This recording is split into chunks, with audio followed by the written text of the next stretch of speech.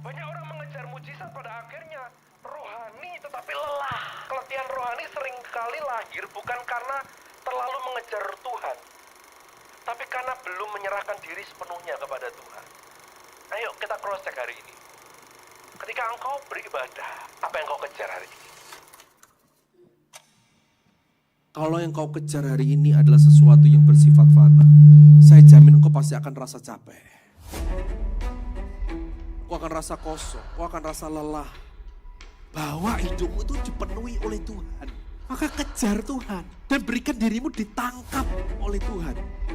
Kalau engkau sudah mulai undur di dalam kehidupan intimmu bersama dengan Tuhan, hari ini bangun.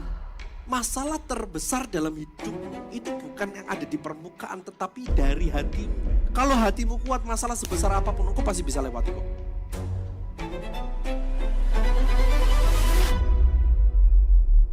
Ketika engkau beribadah, apa yang kau kejar hari ini? Apa yang kau kejar? Apa yang kau kejar? Apa yang kau kejar?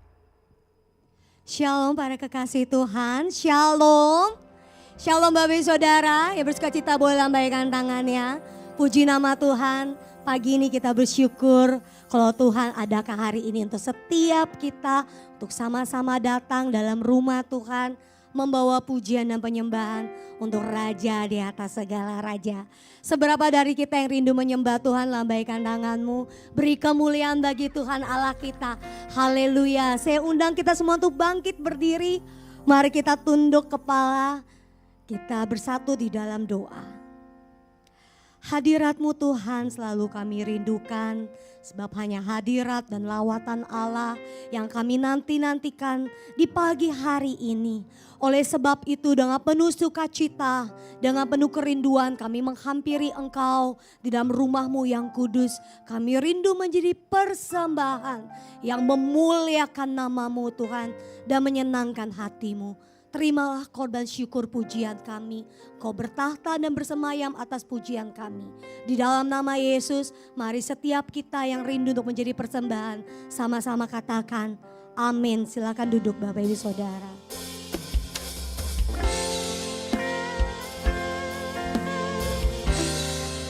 Terima kasih Tuhan, terima kasih Yesus. Sebab hanya hadirat-Mu yang kami rindukan. Bahwa Kamu Bapa,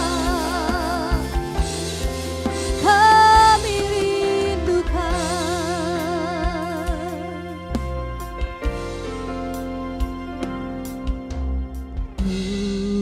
Tuhan, selalu kami rindukan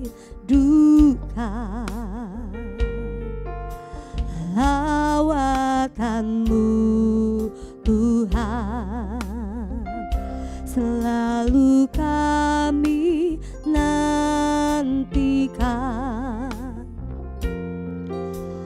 Yesus Kaulah Tuhan, nama-Mu ditinggikan di atas pujian.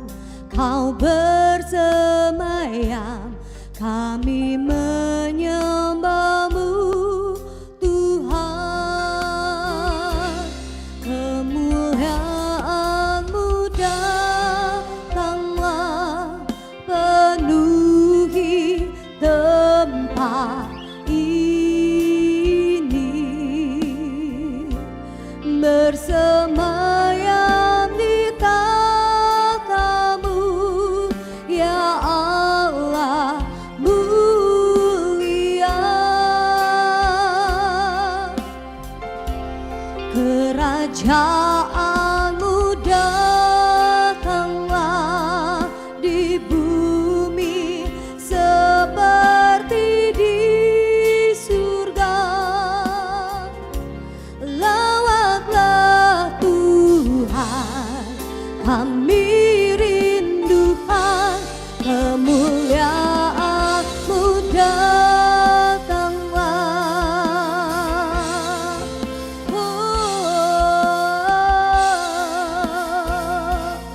Mari bersama-sama katakan hadirat-Mu Tuhan.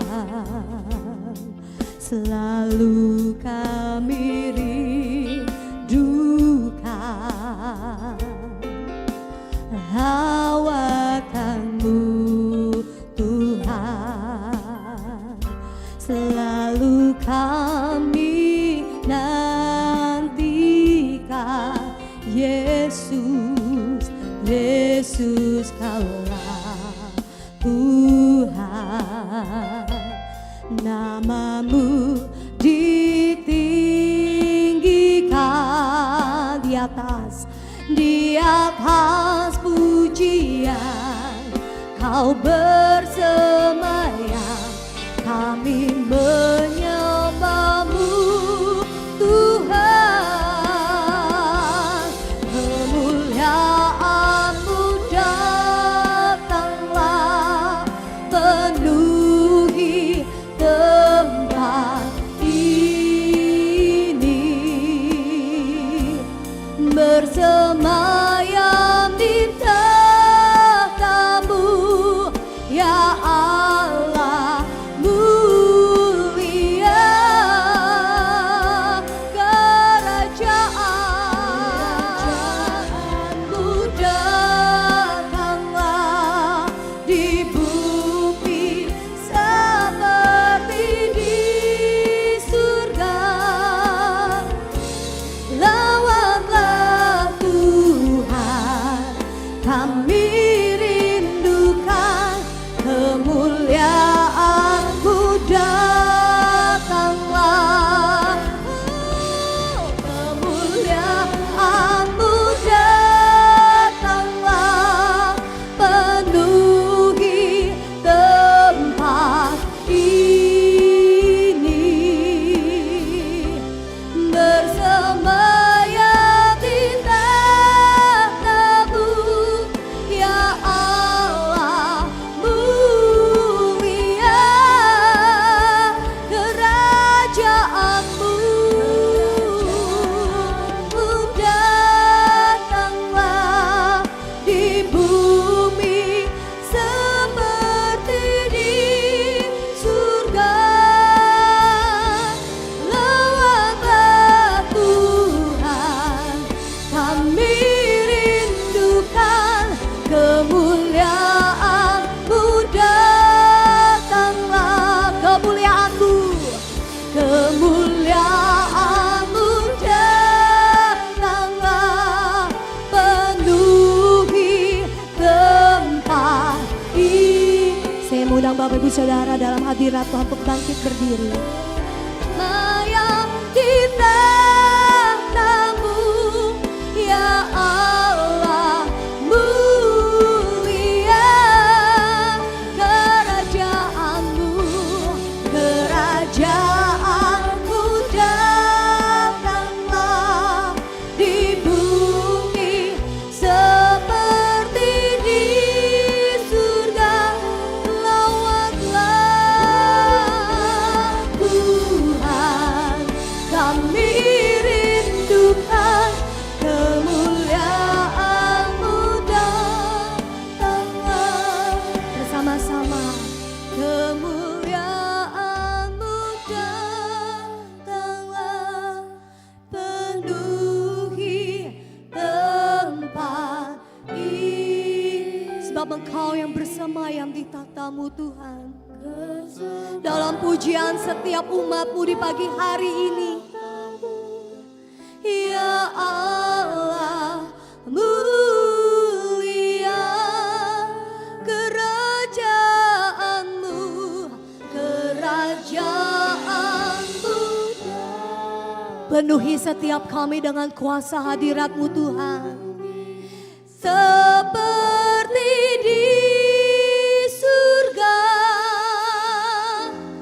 lawatlah Tuhan, kami rindukan kemuliaan-Mu datanglah, kemuliaan-Mu.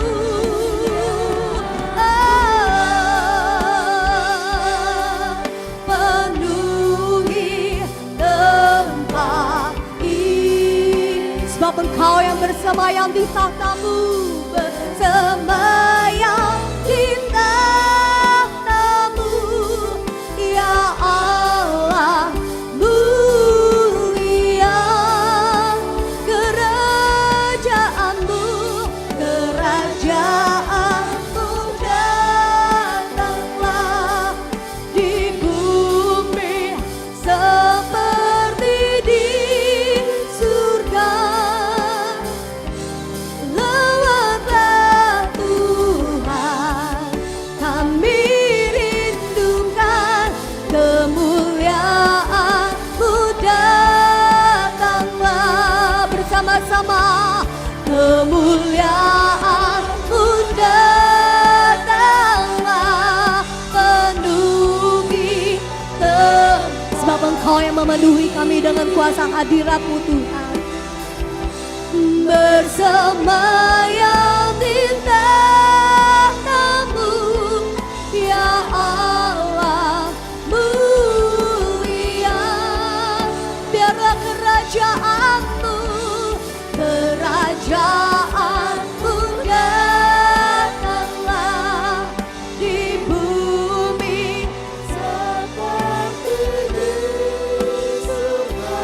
Lawatan Tuhan, kami rindukan kemuliaan-Mu datanglah. Lawatlah, lawatlah Tuhan, kami rindukan kemuliaan-Mu datanglah. Lawatlah, lawatlah Tuhan, kami rindukan kemuliaan-Mu datanglah. Mari sembah Yesus, Dia yang layak terima pujian, Allah yang bersemayam di tata suci-Mu Tuhan. Kami datang menyembah, kami datang bawa kurban pujian.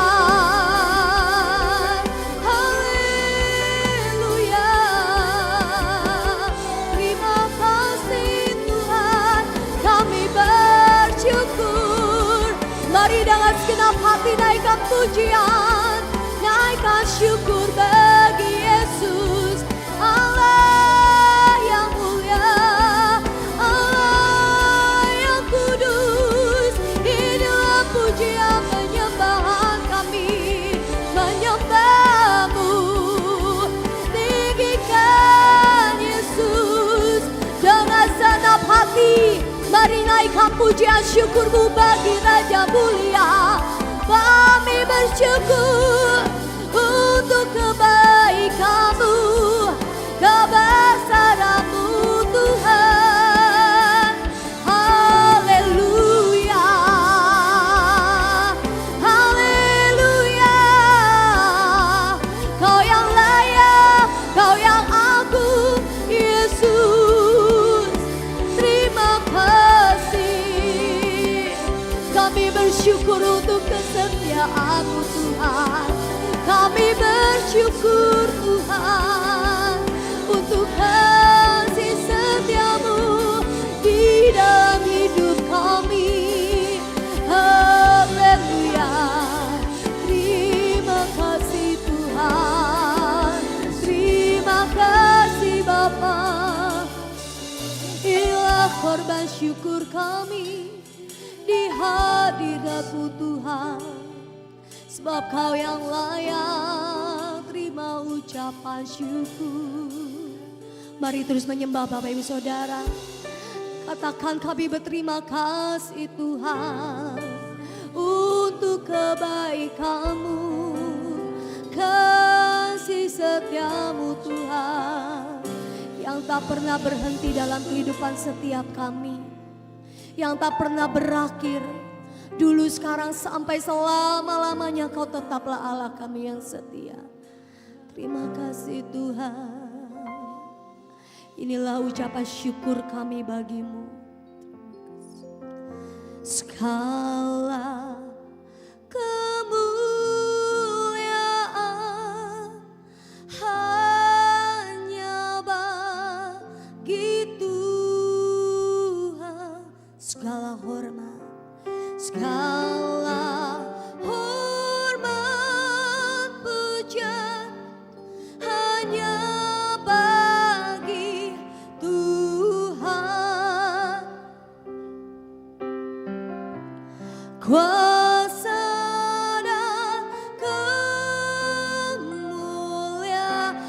hanyalah bagi Tuhan. Segala kemuliaan,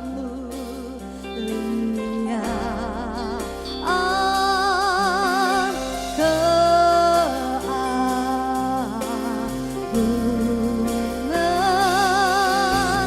kejayaan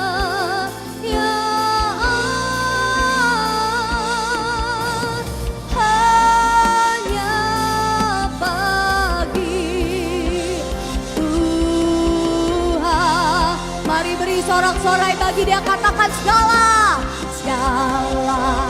kemuliaan hanya bagi Tuhan.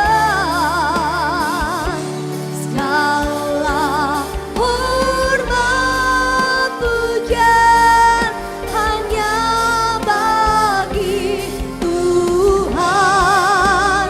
Kuasa dan kemuliaan hanyalah bagi Tuhan. Segala kemuliaan,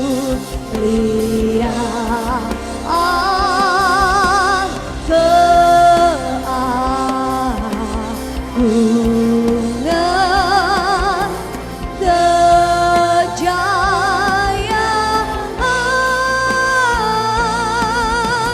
hanya bagi Tuhan.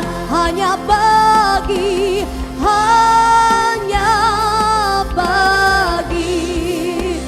Tuhan.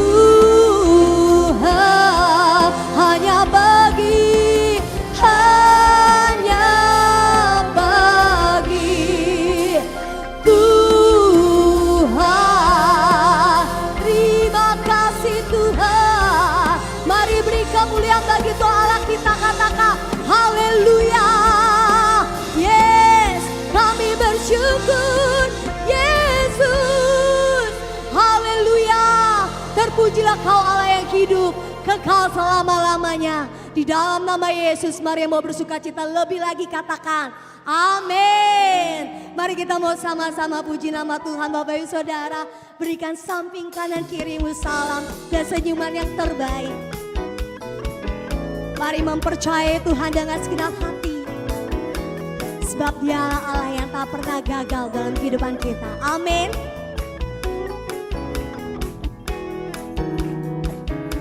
Bersama-sama kita mau nyanyikan Tiada ku ragu lagi. Hey. Tiada ku ragu lagi untuk mengikut-Mu Yesus. Tiada ku ragu lagi untuk melayani-Mu. Walau banyak rintangan dan badai pun menerpa, tiada ku ragu lagi untuk selamanya.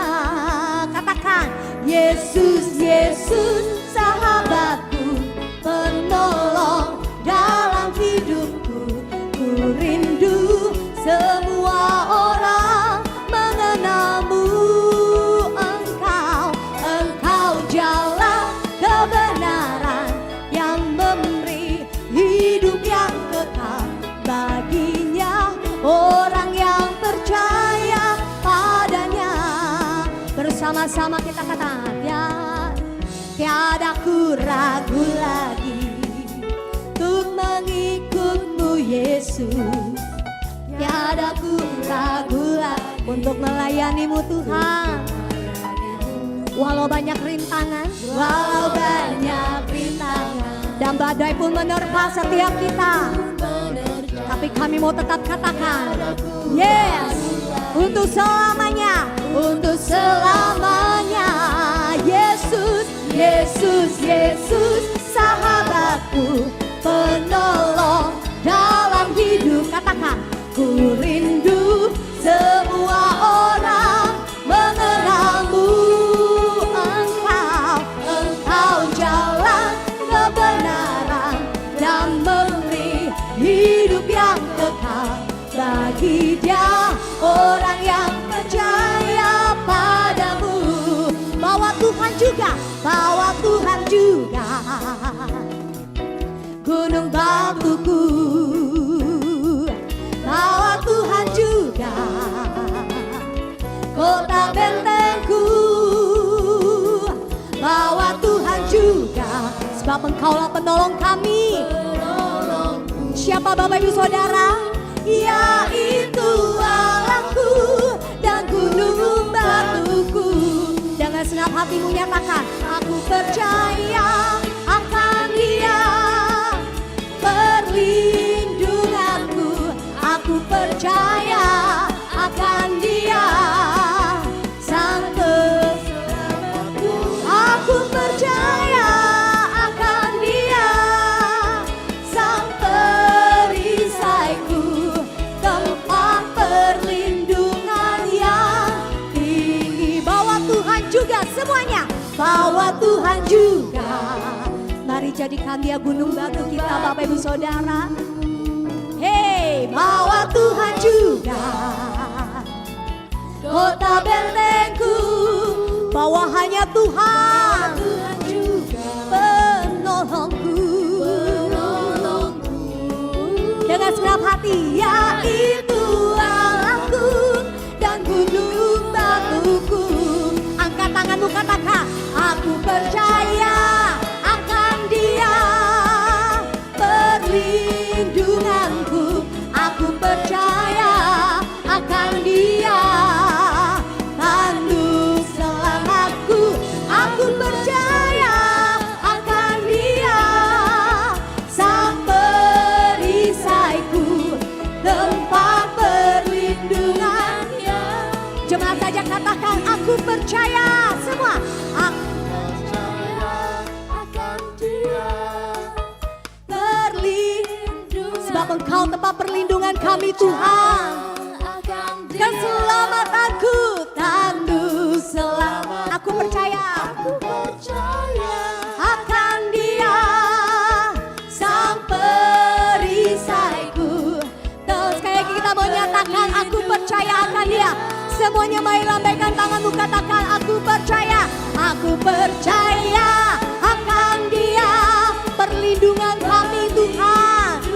Yes, aku percaya akan Dia, satu selamatku. Aku percaya akan Dia, sang perisaiku, tempat perlindungan yang tinggi. Katakan, Dia tak pernah gagal. Semua, Dia tak pernah gagal, karena Dia Allah. Dia tak pernah, sebab Dia jamin firman-Nya ya dan amin terjadi dalam hidup kita. Nyatakan, sebab Dia Allah, Raja segala raja, kekuatanku, perisaiku, dan gunung batuku. Bersoraklah, puji sembah Dia, Yesusku, Raja mulia, Yesusku, Allah pemenang.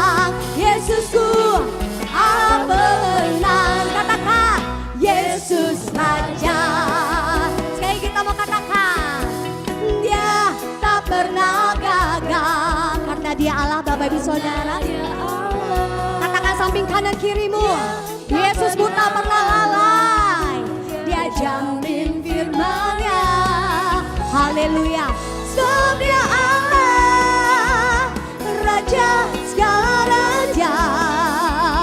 Kekuatanku, perisaiku, dan gunung batuku.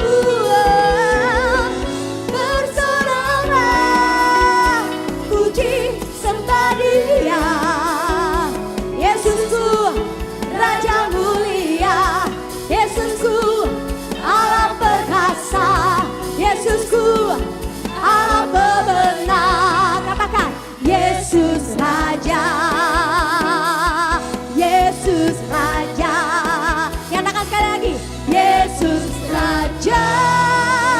Haleluya. Saya mau lebih lagi tepuk tangan bagi Dia, Bapak Ibu Saudara, bagi Yesus. Kau samping kanan kirimu, katakan, angkatlah suaramu, puji nama Tuhan. Mari bersama-sama kita mau lebih lagi mengangkat suara kita, tinggikan nama Tuhan. Yesus, haleluya. Hey. Kami mau menari bersorak bagi Engkau Tuhan. Mari bersama-sama. Angkatlah suaramu, puji, puji dan serukan nama Yesus. Tanggalkan bebanmu, tak perlu kau khawatir, sebab Dia sanggup. Semuanya gerakkan kaki, angkat tanganmu menari bagi Tuhan. Narilah dan tepuk tangan, bersukacitalah, tak perlu kau khawatir, sebab Dia apa, Bapak Ibu Saudara? Sanggup. Hey, sekarang nyanyikan kebesaran-Nya. Dia kuat dan penuh kuasa. Bersorak-sorai karena kasih-Nya telah datang melawat kita. Nyanyi bagi Dia. Yeah. Kami mau nyanyi bagimu Tuhan lebih lagi. Mari angkatlah suaramu bersama-sama. Angkatlah suaramu, puji dan serukan nama Yesus. Serukan nama Yesus. Tanggalkan bebanmu, tak perlu. Saya mau bersama-sama kita gerakan kaki kita ke kanan dan ke kiri. Gerakan kaki. Mari angkat tanganmu. Menarilah dan bertepuk tangan, bersukacitalah, tak perlu kau khawatir, sebab Dia sanggup. Sekarang nyanyikan kebesaran-Nya. Dia kuat dan penuh kuasa. Bersorak-sorai karena kasih-Nya telah datang melawat kita. Sekarang nyanyikan kebesaran-Nya. Dia kuat dan penuh kuasa.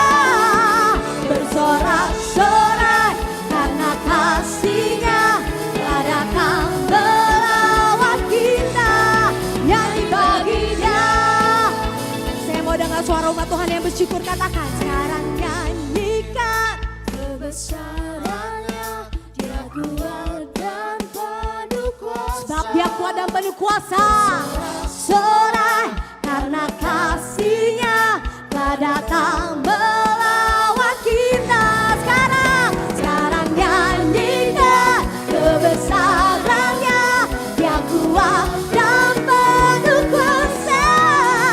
Bersorak-sorai karena kasih-Nya telah datang melawat kita. Angkat tangan, katakan, sekarang nyanyikan kebesaran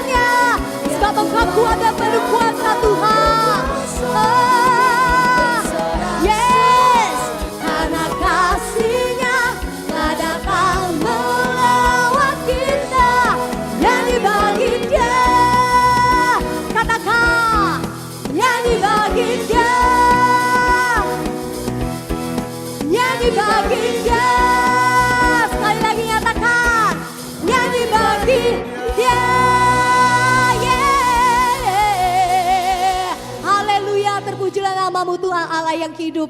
Belum sama-sama duduk Bapak Ibu Saudara, saya tentu kita kasih tepuk tangan sekali lagi. Untuk kebaikan Tuhan, untuk kasih setia Tuhan dalam hidup kita yang tak pernah berakhir. Yang setuju katakan amin. Silakan duduk Bapak Ibu Saudara yang kukasihi dalam nama Tuhan Yesus. Allah yang kita sembah adalah Allah yang tidak pernah gagal Bapak Ibu Saudara. Yang menjamin setiap kehidupan kita melalui firman-Nya. Oleh sebab itu bahwa Tuhan juga jadi gunung batu, kota benteng, penolong kita Bapak Ibu Saudara. Satu-satunya yang kita andalkan. Mari kita mau bersama-sama kita bawa hati kita rendahkan hati kita untuk dibentuk oleh kebenaran firman Tuhan. Terima kasih Tuhan.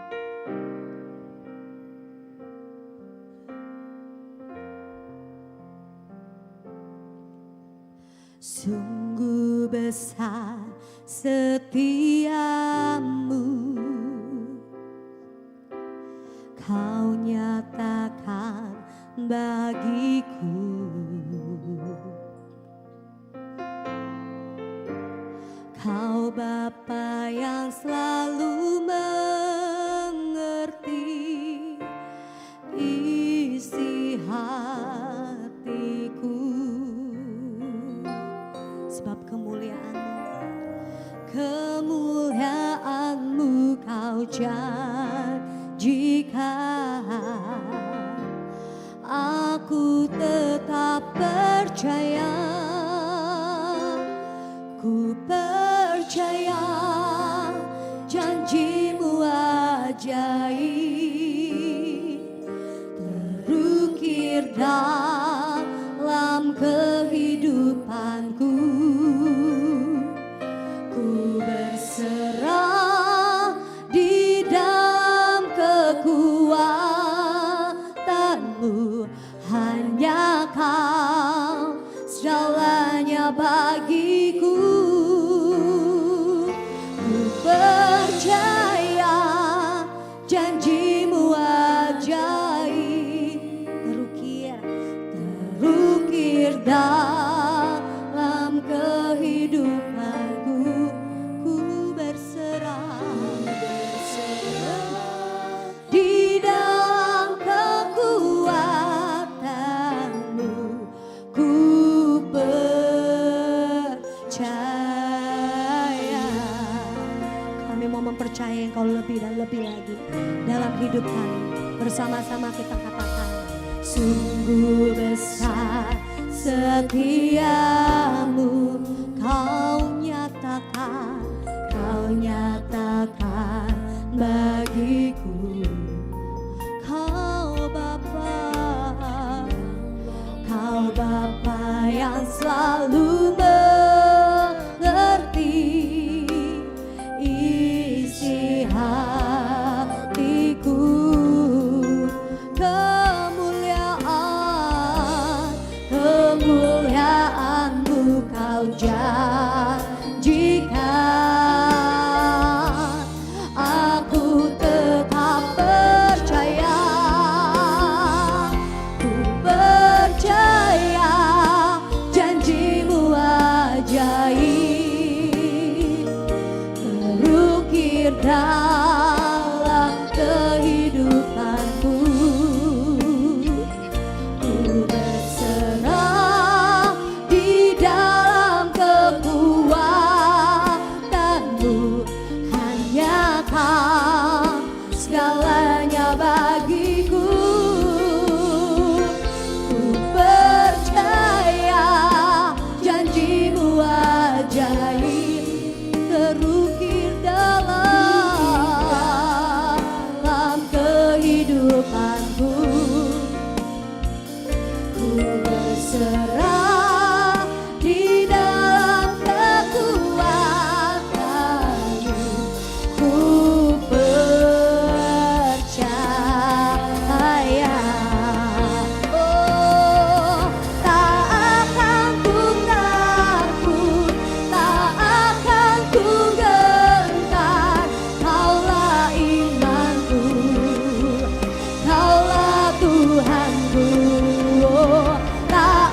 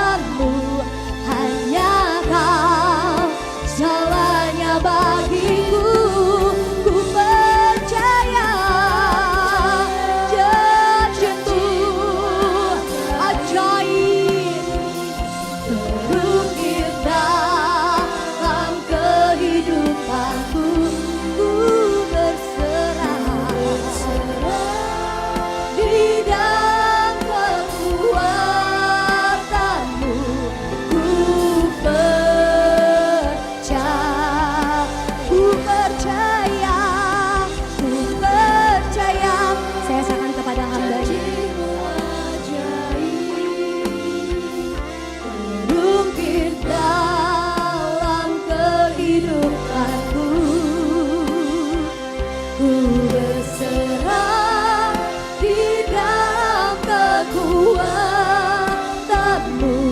hanya Kau segalanya bagiku.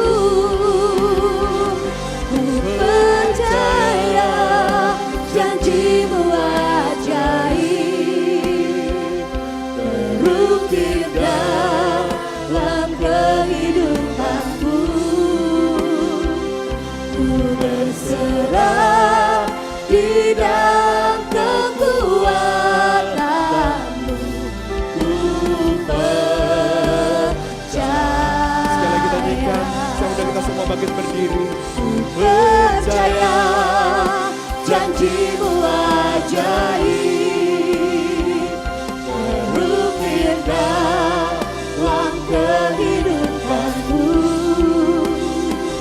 Ku berserah di dalam kekuatan-Mu,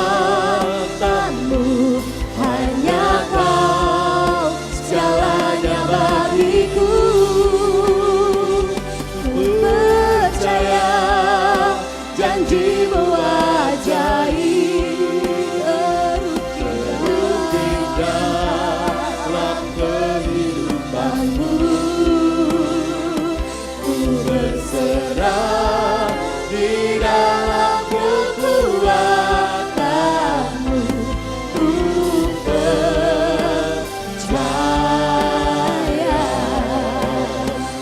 Ku berserah di dalam kekuatan. Ku berserah, ku berserah di dalam kekuatan. Ku berserah di dalam kekuatan-Mu. Ku percaya.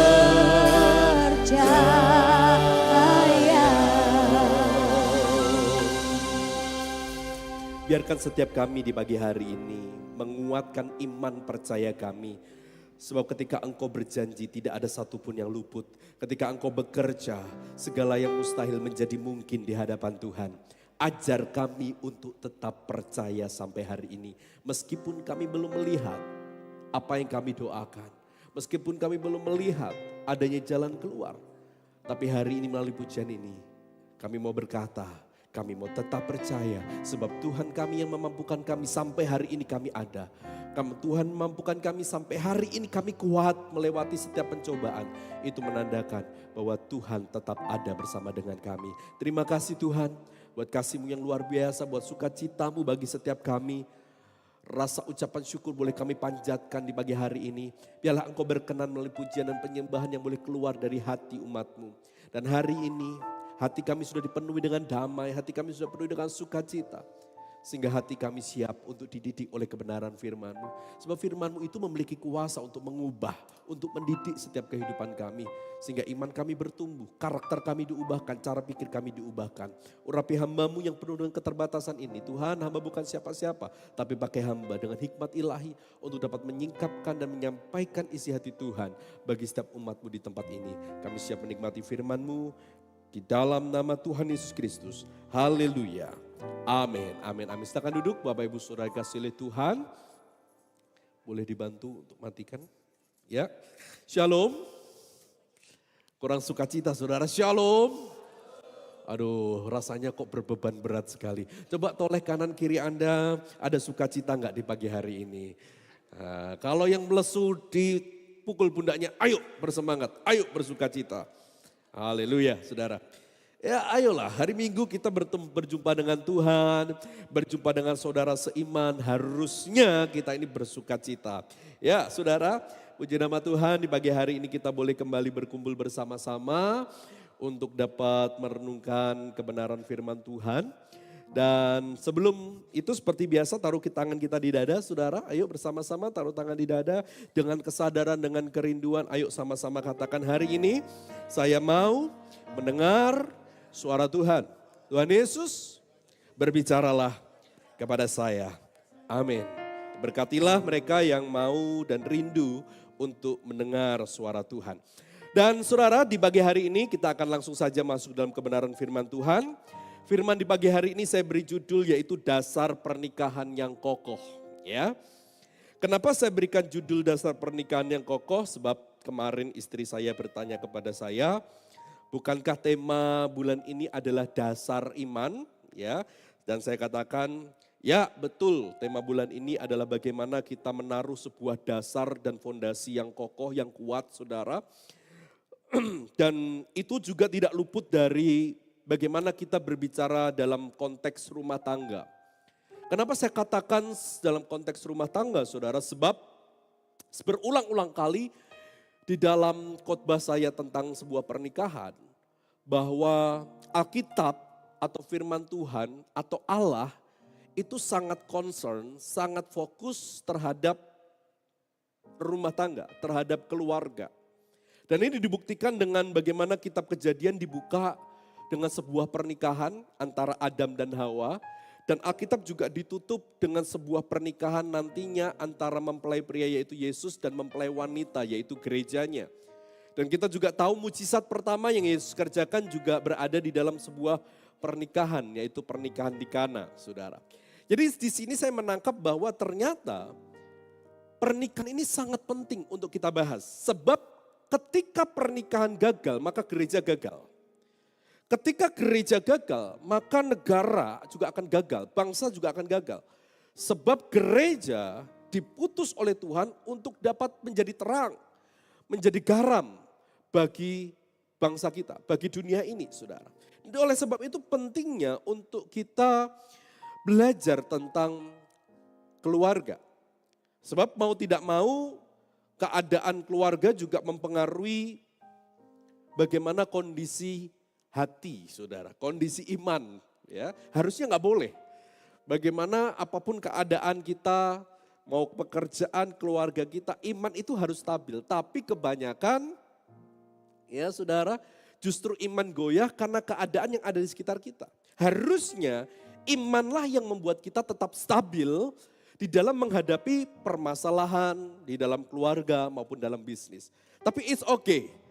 Ya, saudara, saya tidak menyalahkan sebab kita masih hidup di dalam daging yang penuh dengan kelemahan dan kekurangan ini. Tapi kita semua mau belajar ya. Kita mau semua belajar, berprogres, menjadi lebih baik. Menjadi semakin serupa dengan Tuhan, saudara. Makanya ini pentingnya untuk kita belajar di pagi hari ini tentang dasar pernikahan yang kokoh. Kita buka Mazmur 127 ayat yang pertama.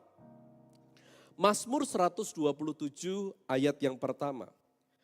Jadi firman ini tidak hanya bicara tentang bagi mereka yang sudah menikah, tapi juga bagi mereka yang belum menikah, ini juga bisa menjadi fondasi ya, untuk pada akhirnya sebelum nanti masuk dalam pernikahan kalian harus belajar, kalian harus mengerti terlebih dahulu.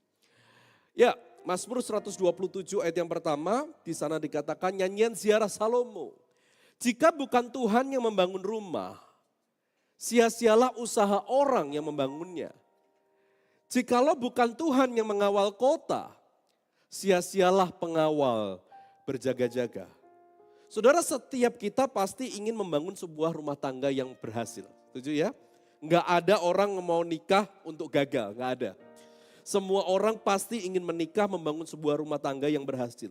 Tapi kebanyakan rumah tangga dibangun bukan melibatkan Tuhan di dalamnya, tetapi justru melibatkan dirinya sendiri sehingga pada akhirnya banyak rumah tangga yang gagal dan hancur karena mereka berusaha mengandalkan pikirannya, mereka berusaha mengandalkan kekuatannya. Maka di sini jelas sia-sialah usaha orang yang membangun rumah jika bukan Tuhan yang membangunnya. Saudara, sebab kekuatan manusia terbatas. Banyak orang tua berusaha dengan kekuatannya membuat anaknya berhasil. Tapi berlupa untuk pada akhirnya membangun fondasi iman anak itu. Sehingga pada akhirnya apa? Ketika anak itu keluar, ya kuliah di luar kota, dia dapat pergaulan yang salah, pada akhirnya anak itu justru rusak. Atau banyak orang tua yang menuntut anaknya untuk berhasil, sehingga anak itu mendapat tekanan yang berat, bukannya berhasil malah bunuh diri. Dan itu banyak sekali saudara, karena tekanan dan tuntutan seperti itu. Ya, banyak suami-suami yang berusaha memaksakan istrinya, pokoknya kamu harus menjadi istri yang baik. Ya, istri yang melayani suami, tuntutan demi tuntutan dilemparkan sehingga pada akhirnya bukan kebahagiaan yang mereka dapatkan. Istri juga begitu. Ya, bukannya hormat kepada suami, tetapi justru menuntut juga. Ya pokoknya kamu harus gajinya harus segini, uang belanjanya harus segini. Pokoknya liburan saya harus dibawa liburan. Ya, kalau enggak mau saya. Pada akhirnya ada tadi dengan kekuatannya sendiri. Pada akhirnya rumah tangga itu menjadi hancur, saudara. Maka ini penting sekali. Bagaimana kita bisa melibatkan Tuhan di dalam kehidupan rumah tangga kita sehingga rumah tangga kita menjadi rumah tangga yang kokoh. Sehingga pertanyaannya di pagi hari ini adalah apa dasar yang benar membuat sebuah pernikahan itu bisa kokoh, bertahan dan berhasil di dalam Tuhan. Nah, ini adalah ayat acuan kita di pagi hari ini, kita buka dalam Amsal 24 ayat 3 sampai 4. Amsal 24 ayat 3 sampai 4 dan kita akan belajar dari pernikahan pertama yang ada di dunia ini, saudara. Yaitu adalah pernikahan Adam dan Hawa. Oke? Amsal 24 ayat 3 sampai 4. Baik. Dengan hikmat rumah didirikan. Dengan kepandaian itu ditegakkan. 4. Dan dengan pengertian kamar-kamar diisi dengan bermacam-macam harta benda yang berharga dan menarik. Jadi saudara, sebuah rumah tangga itu dibangun dari 3 ini. Yang pertama, hikmat. Yang kedua, kepandaian. Dan yang ketiga, pengertian. Sekali lagi, rumah tangga yang kokoh itu dibangun dengan 3 ini. Yang pertama hikmat, yang kedua kepandaian, dan yang ketiga pengertian. Saudara, ketiga hal ini tidak bisa diperoleh secara instan. Tapi ketiga hal ini bisa diperoleh melalui proses belajar. Maka pernikahan tidak diperuntukkan untuk anak di bawah umur. Ya saudara, pernikahan tidak diperuntukkan untuk anak-anak sebab pernikahan membutuhkan sebuah proses belajar yang sangat panjang. Dan hari-hari ini banyak konten-konten yang merasa bangga menjadi mamah muda, saudara. Ya, makanya ada yang kalau zaman dulu wajar lah, tapi kalau sekarang ini bagi saya itu sudah menjadi sebuah kesalahan kalau secara emosional, psikologis seorang anak belum matang tetapi mereka memutuskan untuk menikah, mereka pikir menikah itu hanya sebuah romantisme begitu saudara ya. Bangun tidur dibuatin kopi, rasa-rasanya jalan berdua begitu ya. Rasa-rasanya romantis, drama Korea terus begitu saudara. Padahal kenyataannya dan faktanya apa yang terjadi saudara? Di dalam sebuah pernikahan begitu banyak gelombang, begitu banyak gesekan, begitu banyak konflik yang terjadi. Dan itu tidak mudah. Apalagi kalau anak dalam dirinya saja mereka belum mengenal, bagaimana mereka dapat mengenal pasangannya. Padahal di dalam sebuah pernikahan kita belajar untuk mengenal dan menerima pasangan kita. Nah itu nanti kita akan masuk lebih dalam lagi. Maka kita belajar yang pertama, kita akan masuk, yaitu bagaimana kita membangun dasar yang kokoh dalam sebuah rumah tangga adalah kita harus memiliki yang namanya hikmat. Katakan hikmat. Ya saudara, hikmat itu dari bahasa Ibrani yaitu kokmah, yang juga dapat diartikan kemampuan dalam memahami dan mengambil keputusan yang benar. Yaitu hikmat. Jadi orang yang punya hikmat itu bisa memahami dan juga bisa mengambil sebuah keputusan. Maka seringkali saya ngomong sama Bapak Ibu Saudara, kalau Anda berdoa, jangan bertanya Tuhan, ya, mengapa hal ini terjadi dalam hidup saya? Mengapa sakit ini tidak sembuh-sembuh? Mengapa bisnis saya tidak dipulihkan? Jangan. Tapi kalau doa itu belajar untuk minta hikmat. Sehingga ketika kita memiliki hikmat, kita dapat memahami dan mengerti kenapa sih masalah ini terjadi dalam kehidupan saya. Dan kalau orang punya hikmat, dia dapat melihat dalam sudut pandang yang positif. Misalkan sakit, kita doa sakit gak sembuh-sembuh. Lalu kita doa minta hikmat sama Tuhan. Tiba-tiba dalam doa Tuhan memberikan sebuah hikmat, aku kasih kelemahan tubuh.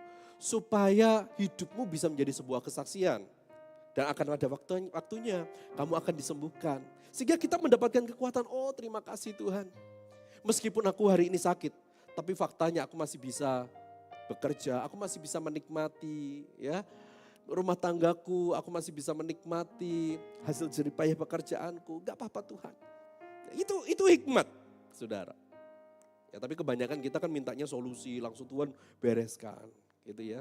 Padahal Tuhan tidak bekerja seperti itu, saudara. Makanya doa itu minta hikmat, supaya kita dapat memahami keadaan dan mengambil keputusan yang benar. Yuk kita belajar dari kisah Adam dan Hawa dalam tragedi kejatuhan mereka di dalam dosa. Kejadian 3 ayat yang ke-6. Ya, Kejadian 3 ayat yang ke-6. Ini membuktikan bahwa pada akhirnya rumah tangga mereka hancur, rumah tangga mereka berantakan, itu dimulai dari kisah ini, saudara. Yaitu ayat 6, perempuan itu melihat bahwa buah pohon itu baik untuk dimakan dan sedap kelihatannya. Lagi pula pohon itu menarik hati karena memberi pengertian. Saudara, ketika perempuan ini yaitu Hawa, saudara, kenapa perempuan tidak disebut Hawa? Sebab namanya belum diberikan, saudara. Ya, jadi jangan Anda berpikir ketika perempuan ini diciptakan langsung Adam, oh aku kasih nama Hawa. Enggak. Ya, tidak ada itu cerita itu, saudara. Hawa itu muncul ketika apa? Ketika manusia jatuh dalam dosa. Nanti saya akan memberikan pengertian ini, saudara. Kenapa kok dikasih nama Hawa? Ya.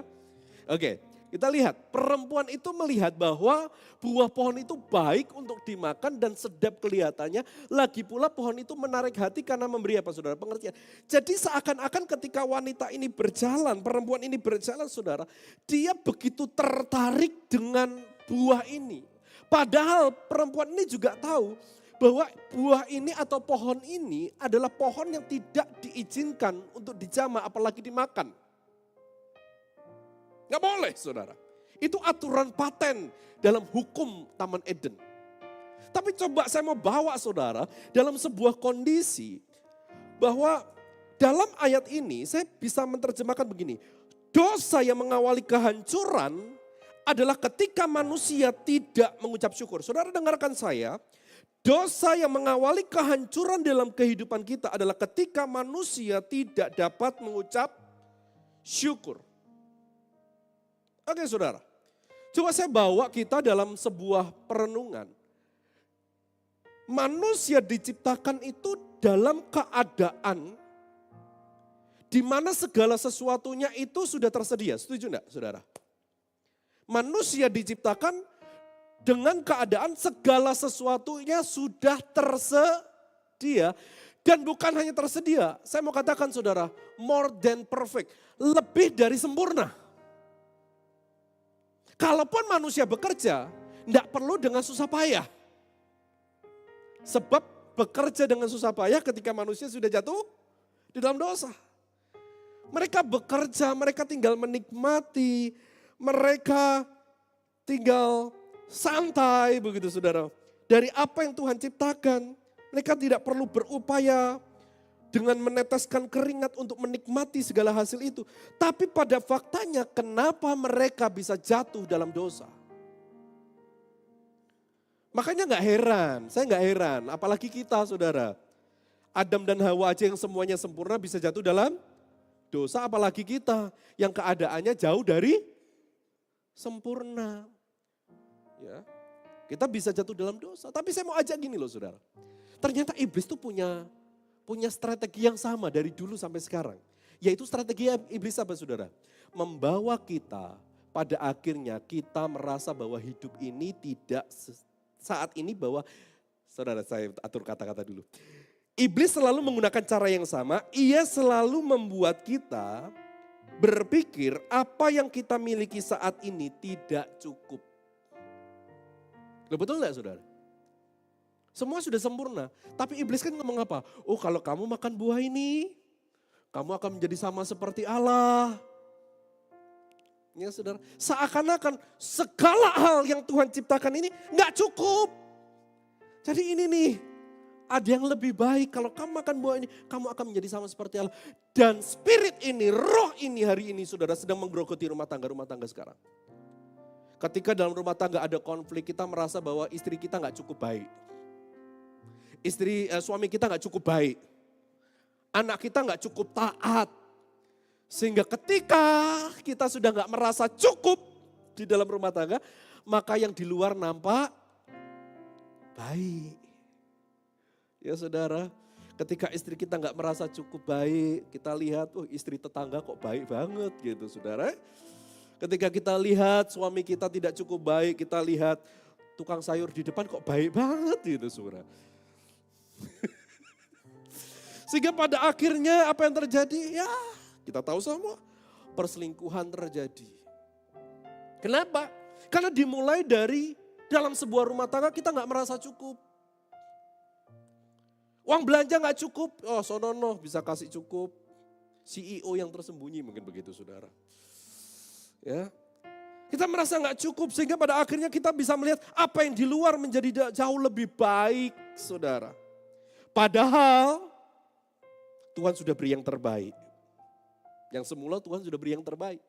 Tapi karena merasa gak cukup dia cari yang di luar. Dia pikir itu yang terbaik. Sehingga pada akhirnya ketika dia dapatkan yang di luar ternyata zong saudara. Ya. Jadi coba ini dosa yang menggerogoti ketika kita sudah mulai merasa tidak cukup di dalam kehidupan kita. Ini dosa, hati-hati saudara. Ini dosa yang ini silent killer saya katakan. Ketika kita sudah mulai mengeluh dalam keadaan kita. Kita sudah mulai mengeluh. Lihat suami kita udah hati-hati. Kita lihat istri kita udah hati-hati.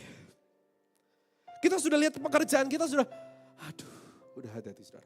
Artinya kita sudah merasa gak cukup dengan apa yang Tuhan berikan. Sehingga pada akhirnya iblis bisa masuk, iblis bisa menghancurkan kehidupan kita jauh lebih parah. Maka 1 Yohanes 2 ayat 16, yuk 1 Yohanes 2 ayat 16 kita buka. 1 Yohanes 2 ayat 16. Kita baca bersama-sama ya, 1 Yohanes 2 ayat 16, 1, 2, 3. Sebab semua yang ada di dalam dunia, yaitu keinginan daging, keinginan mata, serta keangkuhan hidup, bukanlah berasal dari Bapa, melainkan dari dunia. Saudara, ini 3 jebakan iblis.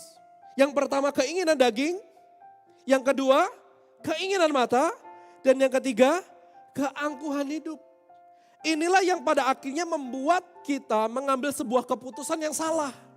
Seringkali kita mengambil keputusan bukan keputusan yang Tuhan mau, tetapi keputusan yang sesuai dengan daging kita. Seringkali kita mengambil sebuah keputusan bukan dari apa yang Tuhan mau, tapi apa yang menjadi keinginan mata kita. Seringkali kita membeli sesuatu bukan dari apa yang Tuhan mau, tetapi apa yang menjadi pride kita, kebanggaan kita, gengsi kita, saudara. Dan pada akhirnya kita dihancurkan hidup ini oleh karena ketiga hal ini. Dan ketiga hal ini mengambil sebuah keputusan. Dan ketika kita salah mengambil sebuah keputusan, maka keputusan ini akan menentukan kehidupan kita. Maka gagal mengendalikan daging, gagal mengendalikan mata, gagal mengendalikan keangkuhan hidup, maka kita sedang menyerahkan hidup di dalam sebuah kehancuran. Ini hati-hati saudara. Butuhnya hikmat adalah ketika kita dapat melihat keadaan itu dengan baik, dengan benar. Sehingga kalau kita dapat melihat keadaan dengan benar, maka kita mengambil keputusan pun juga dengan benar. Kita belajar dari satu kisah. Seorang wanita yang sangat bijaksana saudara. Oh, sekarang saya nggak nyerang wanita saudara ya. Saya justru menjunjung tinggi wanita. Sebab Bu Catherine selalu bilang, kamu kalau ilustrasi nyerang wanita terus gitu ya saudara. Padahal saya kalau ilustrasi seimbang kok, pria juga kena kadang-kadang gitu ya. Kita akan belajar dari namanya Abigail saudara. Nah, Abigail adalah wanita yang sangat berhikmat. Kenapa saya katakan berhikmat? Jadi saya akan ceritakan kondisinya. Kondisinya adalah keluarga Abigail itu hampir mati, hampir binasa. Kenapa? Karena pada waktu itu Raja Daud dengan pasukannya ini minta tolong sama suami Abigail yang bernama Nabal, saudara. Tetapi apa yang terjadi? Nabal menolaknya, bahkan merendahkan Raja Daud dan pasukannya. Sehingga Raja Daud pada waktu itu sangat marah dan berusaha ingin membunuh Nabal beserta istri dan keluarganya, saudara. Karena tadi ketidakbijaksanaan daripada Nabal, saudara. Tapi coba lihat, Abigail, sikap dari Abigail, saudara. Abigail tidak reaktif. Abigail tidak datang sama Nabal dan katakan, goblok kamu jadi seorang suami, gak becus kamu, kita mau dibunuh sama Raja Daud. Tidak marah-marah sama Nabal saudara. Tapi dia juga nggak bela suaminya yang salah. Ya. Lalu ayo kita melarikan diri, tidak. Tetapi Abigail bertindak cepat dengan apa saudara? Di pagi hari Abigail membawa buah-buahan, ya, membawa hasil tanah, dia taruh di atas keledai, dia bawa kepada Daud, saudara. Dan di situ apa yang dilakukan oleh Abigail, saudara? Abigail bicara dengan rendah hati kepada Daud. Dan dia minta maaf kepada Daud. Apa yang terjadi? Abigail, Nabal, dan keturunannya diselamatkan oleh karena hikmat daripada seorang wanita Abigail, saudara. Ketika kita punya hikmat, pada akhirnya kita dapat mengerti. Ketika istri atau suami kita marah, kalau kita ikut marah, maka konflik itu akan meledak. Kalau kita melontarkan kata-kata yang melukai, maka hubungan itu akan menjadi rusak. Tapi kalau kita punya hikmat, maka pada akhirnya kita dapat mengerti kata-kata yang dilontarkan.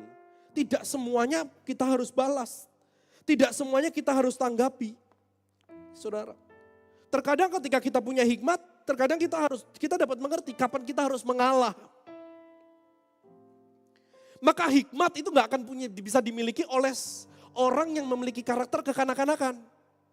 Hikmat hanya bisa dimiliki oleh orang-orang yang memiliki kedewasaan di dalam kehidupannya. Karena mengalah salah satunya adalah karakter orang dewasa. Saudara, tidak semua perkataan itu tidak perlu semua perkataan itu harus dibalas, saudara. Orang yang punya hikmat tahu bagaimana dia belajar untuk diam dalam keadaan itu.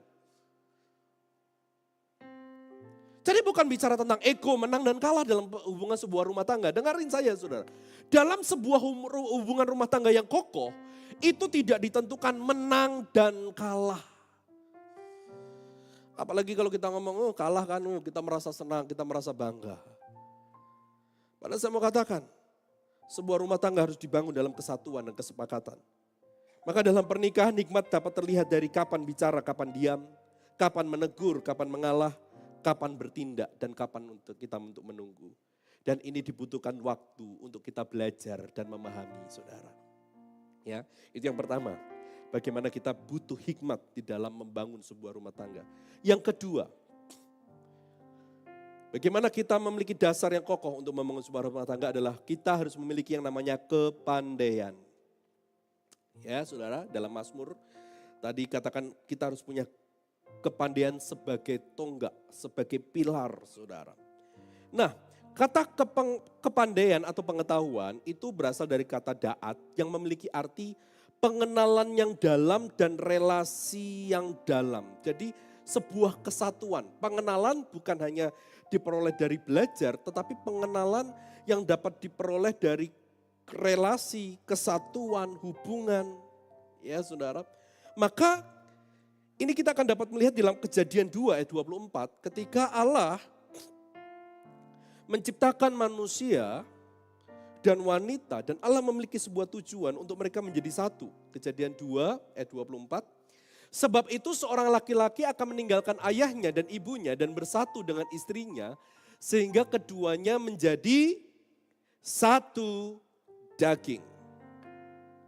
Saudara, kata satu di sini saya berulang-ulang katakan, satu di sini bukan menggunakan kata one, tetapi kata satu di sini saudara itu menggunakan kata esa, katakan esa.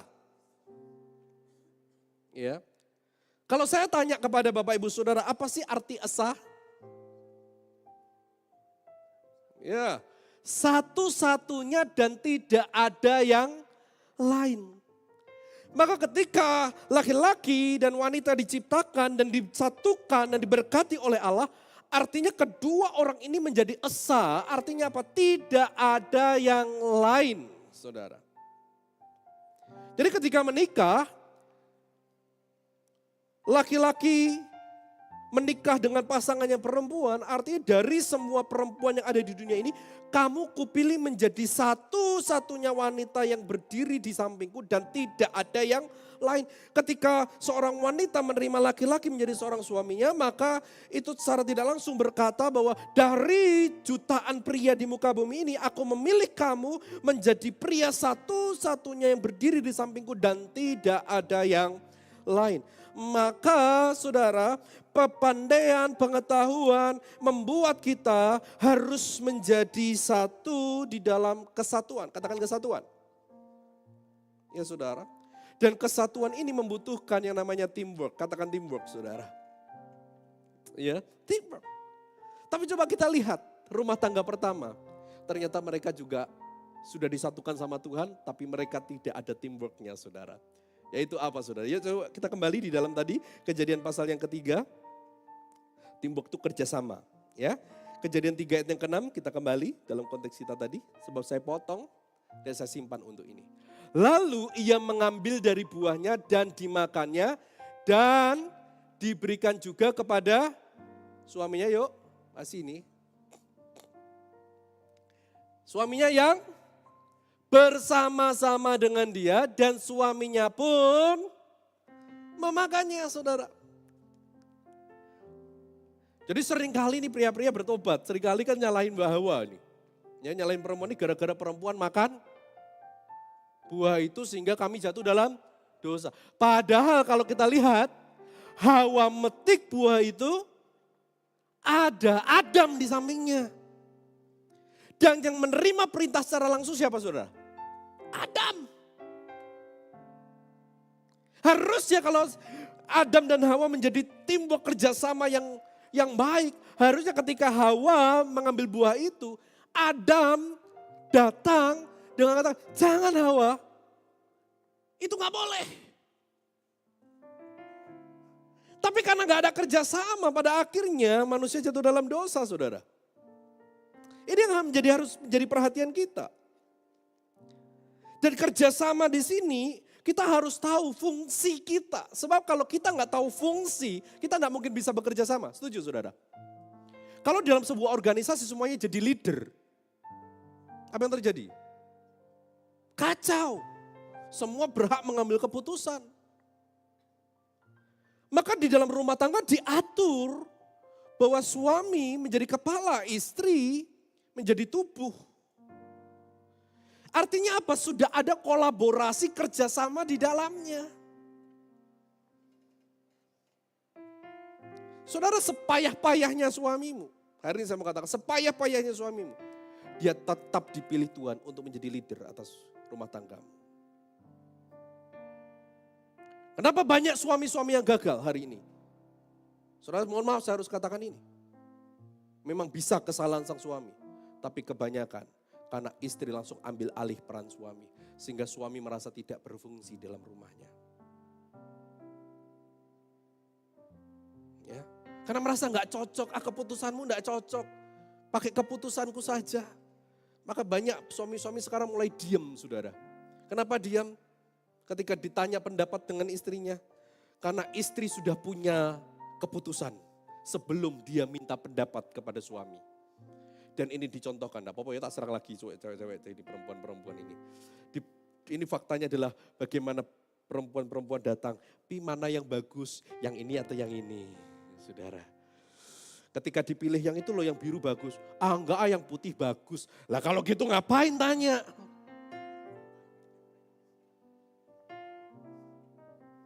Saudara, betul enggak? Ya. Yang makan apa? Sembarang. Ojo sembarang toh. Makan bakso ya, ojo lah bakso dikit. Ya udah nasi goreng. Enggak males, sudah sering. Penyetan. Saudara, banyak. Lah terus mau apa? Sembarang.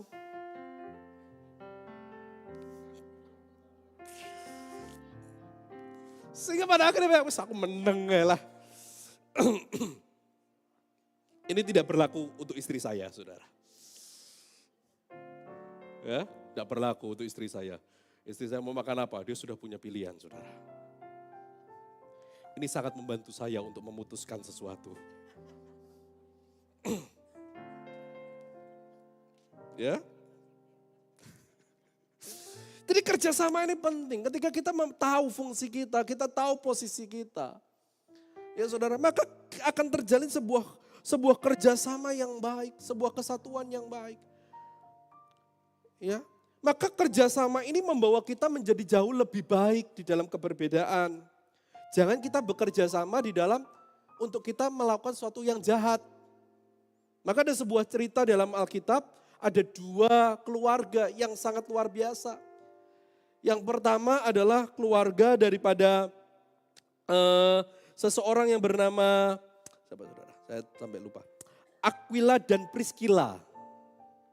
Ya saudara, ini Aquila dan Priscilla ini adalah sepasang suami istri yang sangat luar biasa saudara. Mereka adalah sepasang suami istri yang bersepakat di dalam pelayanan. Mereka dua-duanya takut akan Tuhan, mereka dididik oleh Paulus saudara. Sehingga mereka itu dapat menjangkau jiwa, mereka pelayanan begitu luar biasa karena mereka bersepakat bekerja sama di dalam mengiring bersama dengan Tuhan. Tapi juga ada rumah tangga suami istri yang modelnya Ananias dan Safira. Saudara, yang mereka bersepakat bersatu hati bekerja sama untuk apa? Mendustai Roh Kudus. Ya, nanti jual tanah, nanti kita ngomongnya kita kasih 50% tapi ngomongnya 100% ya. Saudara. Sehingga pada akhirnya mereka harus mengalami hukuman itu. Maka ketika ada sebuah kerjasama kesepakatan itu ada kekuatan yang luar biasa saudara. Maka firman Tuhan katakan apa? Jika ada 1 dan 2 orang bersepakat di dalam namaku, maka aku akan hadir. Apapun yang mereka doakan akan aku jawab saudara. Ini janji kesepakatan. 1, 2 orang artinya bicara apa saudara? Suami dan istri ketika engkau sepakat apapun yang kau doakan, apapun yang kau minta, Tuhan beri. Dan di dalam nats Mazmur di sana dikatakan juga jika ada kerukunan, maka aku akan mencurahkan berkat-berkatku ke dalamnya. Jadi saudara ketika ada kesepakatan, jika ada kesehatian, jika ada kerukunan, maka saya yakin dan percaya berkat itu dilimpahkan atas kehidupan. Ini dengarin saya saudara, berkat itu akan dilimpahkan atas kehidupan. Itu jika ada kesepakatan. Lalu pertanyaannya, Pak, kalau ada satu yang gagal di dalam melakukan fungsinya, apakah berarti saya yang takut akan Tuhan ini juga menerima dampak itu? Saya mau katakan saudara, kalau ada satu yang gagal, maka Tuhan akan meminta pertanggungjawab. Tapi ketika kau tetap berdiri dalam posisimu yang benar, Tuhan berperkara secara langsung atas hidupmu dengan berkat yang beda. Ini dibuktikan dari apa saudara? Firman Tuhan berkata, hei suami-suami, nah ini suami yang kena nih sekarang. Berlakulah bijak terhadap istrimu. Sehingga jangan sampai ketika engkau berdoa, doamu terhalang oleh karena doa istrimu. Jadi istri itu punya hak veto, saudara, di hadapan Tuhan. Ya, tuh selama istri itu benar. Jadi ketika suami Anda nyakitin istrimu, istrimu balas, Anda harus bersyukur istrimu balas. Kalau kamu menyakiti istrimu, istrimu gak balas, masuk kamar kunci pintu doa, mati Anda. Sebab bukan istrimu yang balas, tapi Tuhan yang turun tangan secara langsung. Dia kirimkan malaikat maut menghantam Anda. Mungkin hidupmu masih hidup, bisnismu gak diberkati. Ya saudara, engkau tidak akan bisa kuat dalam melewati keadaan apapun. Itu kenapa? Karena tidak ada kesatuan dan kesepakatan. Ini penting saudara. Semua ingin diberkati? Yang ingin diberkati boleh lambaikan? Yes. Maka bangun kesepakatan. Ya, bangun kesehatian, saudara. Nah itu yang kedua. Jadi ini penting sekali. Ketika ada kesepakatan rumah tangga itu bisa menjadi kokoh. Sesepi apapun bisnismu, kalau engkau bisa sepakat, saudara, engkau akan tetap kuat kok. Ya, tapi kalau sesukses apapun bisnismu, pekerjaanmu sukses, tapi kalau gak ada kesepakatan, tinggal tunggu waktu akan hancur. Maka ini penting. Ya, makanya ayo istri-istri jangan nuntut-nuntut lagi sama suami, dukung suamimu. Ya, mereka bekerja bersusah payah, apapun yang diberikan tetap mengucap syukur. Ya, tetap mengucap syukur. Banyak mengucap syukur. Ya, sedikit jangan ditendang. Ya, tetap mengucap syukur. Kenapa ditendang tadi? Kan soalnya ada kata-kata ya. Abang apa? Abang ada uang disayang, nggak ada uang ditendang. Di sini nggak ada. Ya, Ya di luar banyak saudara. Itu butuh yang namanya kesepakatan. Ya teamwork, dan teamwork ini harus punya kepandaian di dalam kita mengatur ya, mengatur posisi kita. Yang ketiga adalah pengertian. Terakhir, ketiga pengertian. Kejadian 2 ayat 18. Yuk kita buka dalam Kejadian 2 ayat 18. Kejadian 2 ayat 18. Tuhan Allah berfirman, tidak baik kalau manusia itu seorang diri saja. Aku akan menjadikan penolong baginya yang sepadan dengan dia. Saudara dengarkan saya, kata sepadan itu berasal dari kata kenegdo yang artinya kontras, opposite, berlawanan saudara. Jadi saya mau katakan saudara, suami istri gak ada yang namanya cocok. Gak ada. Sebab dari awal kita sudah diciptakan berbeda. Dari cara pikir, dari perasaan, dari selera kita sudah beda. Jadi gak ada yang namanya suami istri cocok. Jadi jangan berharap bahwa saya pisah Pak, kenapa saya sudah gak cocok. Gak cocok dari mana? Memang dari awal sudah tidak cocok. Ya sama kayak saya kasih gambaran istri saya. Istri saya ini anak kembar saudara. Ya, 7 bulan di dalam kandungan mamah yang sama. Karena dia lahirnya prematur 7 bulan ya kamu. Ya.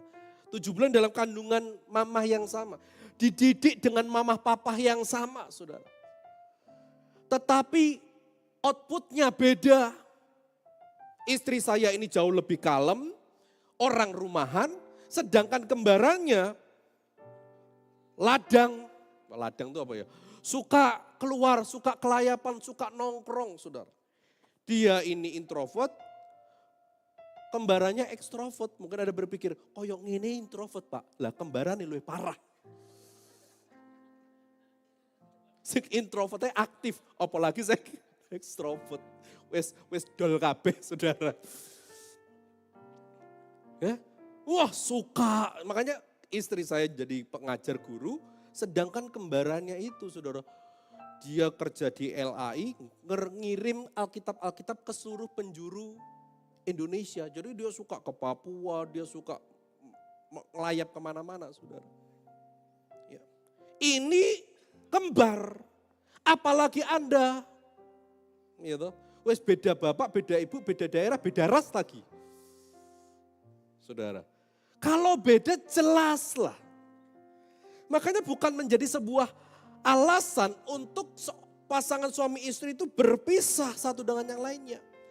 Maka saudara saya tuliskan di sini pengertian, maka dibangun untuk membuat sebuah rumah tangga yang kuat, maka dibutuhkan yang namanya pengertian, saudara. Maka untuk menciptakan atau terciptanya pengertian dibutuhkan 4 tahap ini. Dengerin saya saudara. Bagaimana kita bisa memiliki pengertian di dalam rumah tangga, maka kita harus melalui 4 tahap ini. Dan kita harus lalui ini saudara. Yang pertama adalah menerima, itu yang pertama. Ya, menerima. Ingat yang perlu untuk kita pahami, bahwa di dalam pasangan kita itu selalu ada keberbedaan dan kekurangan. Dan kita tidak akan pernah bisa mengubah pasangan kita. Maka yang pertama yang bisa kita lakukan adalah kita berusaha untuk menerima segala kekurangan dan keberbedaan itu. Harus menerima, saudara. Makanya sebelum masuk dalam pernikahan, halo, yang belum menikah, Anda harus kenal sampai jelek-jeleknya pasanganmu. Kalau Anda bisa menerima seberapa jeleknya pasanganmu, jelek bukan fisik ya, karakternya dan lain-lainnya saudara. Dan Anda masih bisa, oke, aku bisa menerima itu. Udah, let's go, menikah. Tapi kalau Anda belum bisa menerima kekurangannya, saya mau katakan jangan menikah. Sebab kekurangan itu akan tetap dibawa sampai ke pernikahan. Jadi jangan pernah pikiran, nanti kan setelah nikah pasti beda karakternya. Malah lebih parah saudara. Pacaran itu ada karakter jeleknya, tapi itu cuma 10% yang nampak. Sebab ibaratnya saudara, pancingan belum dapat ikan. Tapi ketika menikah ikannya sudah dapat saudara. Tinggal dibeleh, dipotong, dimasak, mau diapain nih saudara. Loh, betul nggak ibu-ibu? Betul nggak bapak-bapak? Faktanya memang begitu. Maka jangan sampai kita ini seperti orang yang mengambil kucing dalam karung saudara.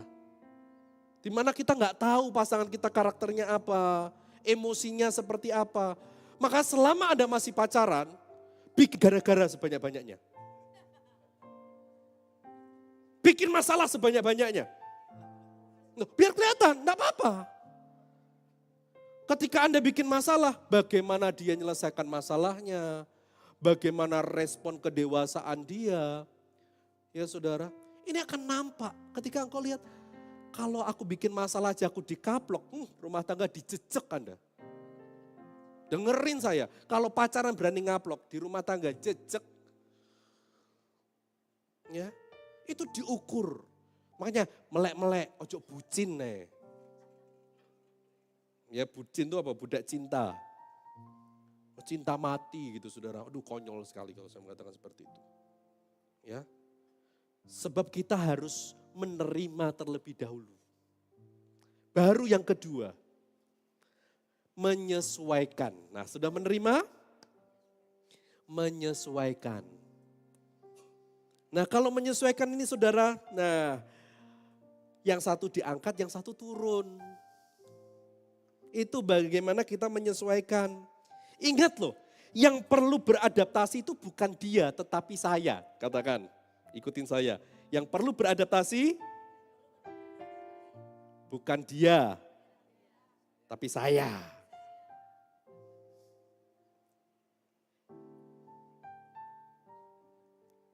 Tapi banyak pasangan kita yang nuntut, kamu harus beradaptasi. Ya aku memang begini, gitu saudara.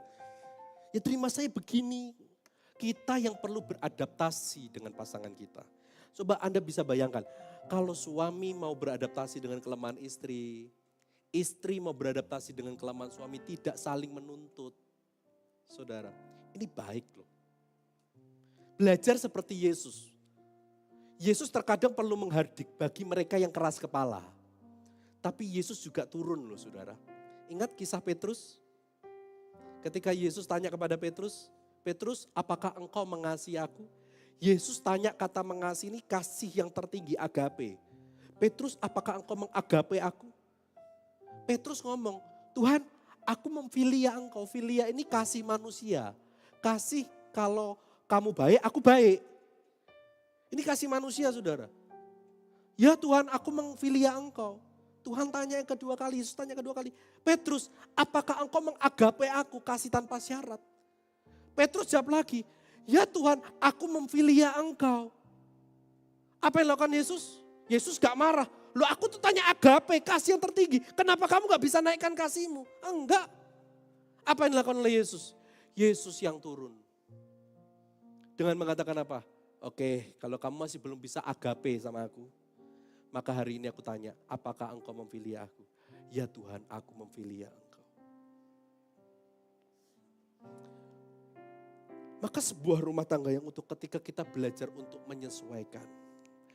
Suami mau belajar turun untuk melayani istri. Istri juga belajar untuk menyesuaikan suami. Ketika ada penyesuaian saudara, akan terjadi sebuah keharmonisan yang begitu luar biasa. Ya, jadi menyesuaikan. Yang ketiga, ini penting, appreciate atau menghargai. Ya, menghargai. Ya, pasangan Anda mau supaya Anda dapat menghargai pendapatnya, dapat menghargai hasil kerjanya, dapat juga menghargai keberadaannya. Ya, ini sedikit ya praktik dalam kehidupan. Makanya banyak istri ngomong, aku cantik gak Pak? Gitu ya. Kamu cinta aku enggak? Biasa kalau suami, lek gak cinta gak mungkin metu telu. Atau metu dua gitu, maksudnya beranak 3 atau beranak 2 gitu saudara ya. Lek gak cinta kan gak mungkin. Bukan itu maksudnya. Dia butuh validasi. Nah wanita itu butuh validasi saudara. Ya, iya aku benar-benar cinta sama kamu. Ya, istri saya itu tiap malam, saudara. Pi, kamu sayang sama aku gak? Ya cuma, ya sayang. Saya jawab, kalau yang dari tengah malam saudara, sayang sama aku gak? Ya sayang, saya paling bocah loh kalau dilanjutkan begini. Apa sih hal yang paling membanggakan dari diriku? Paling bocah loh saudara. Kenapa bocah? Saya kan harus mikir. Udah ngayo liar-liar suruh mikir saudara. Tapi istri butuh. Ya, akhirnya ya aku bangga sama kamu. Meskipun dalam keadaanmu seperti ini, tapi kamu masih semangat kerja, masih semangat melayani, aku bangga sama kamu. Besok gitu dia, gitu. Jadi gak bisa praktekkan gimana gitu, gitu saudara.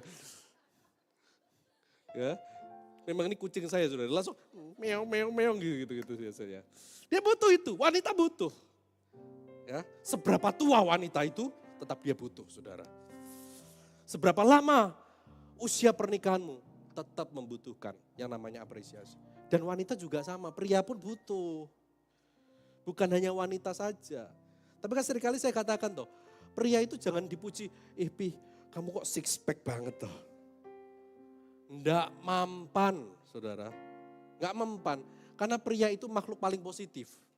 Sebuncit apapun di depan kaca tetap six pack, saudara. Betul ini. Pria itu kalau sudah nge-gym, baru pertama kali nge-gym loh saudara. Di depan kaca udah gini-gini dah. Rumongso sekali nge-gym langsung jadi otote saudara. Itu pria. Tapi kalau wanita enggak.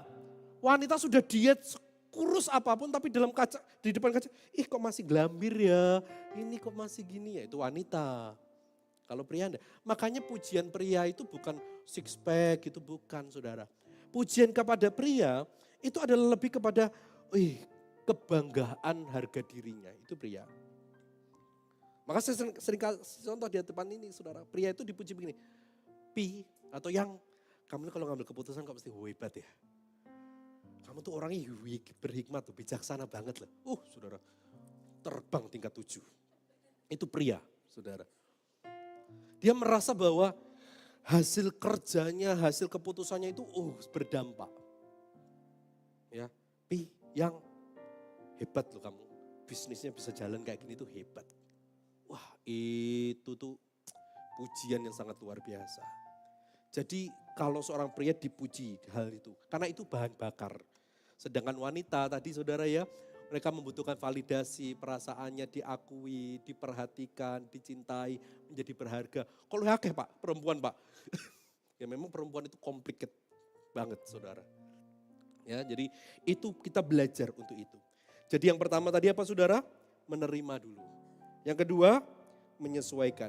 Yang ketiga, menghargai. Dan yang keempat adalah bagaimana kita menjadi utuh sepenuhnya, penuh.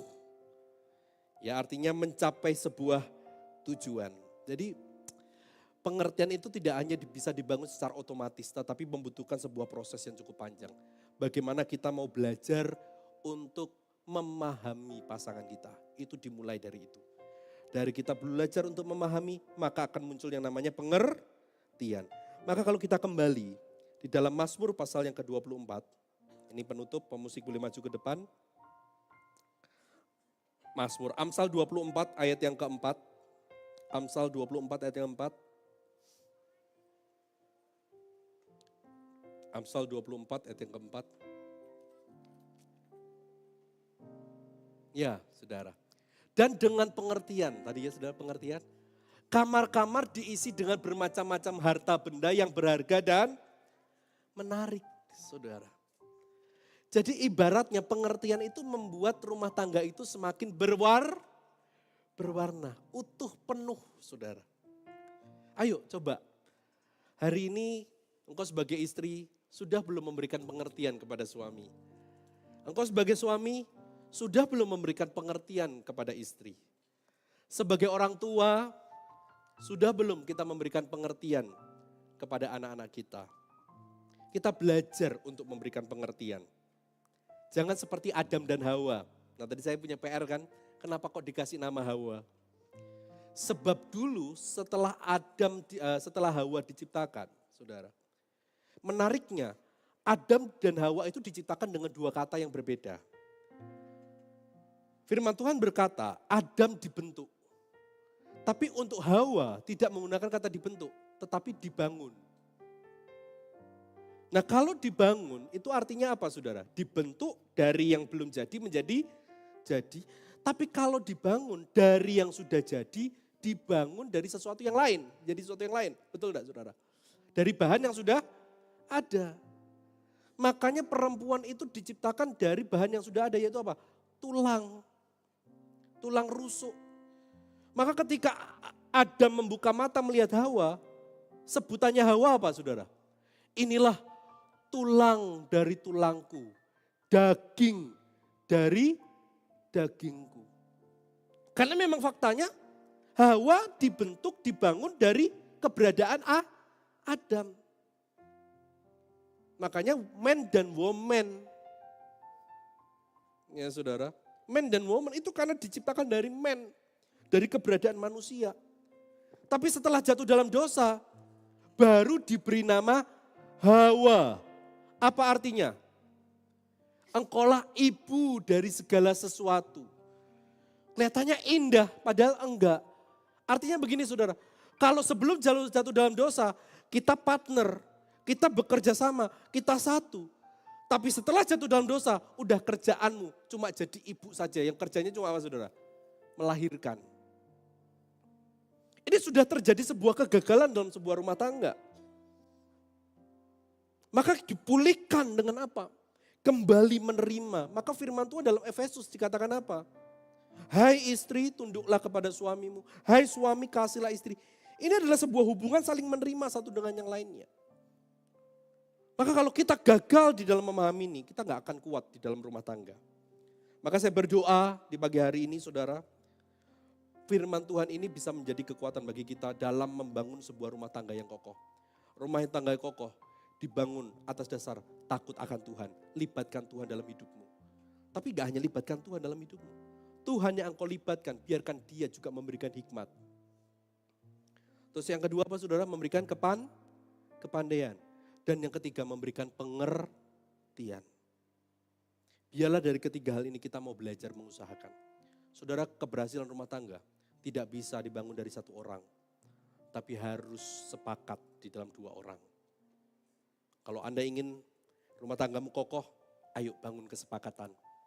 Kalau Anda sebagai suami istri kokoh, anakmu pasti kokoh saudara. Ya, jangan menjadi lengah.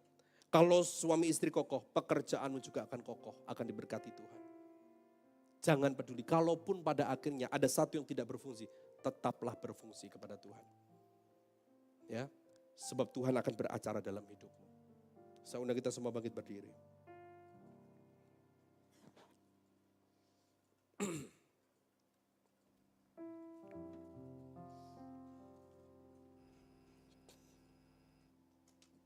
Tuhan, hari ini kami berdoa dalam keterbatasan hamba-Mu.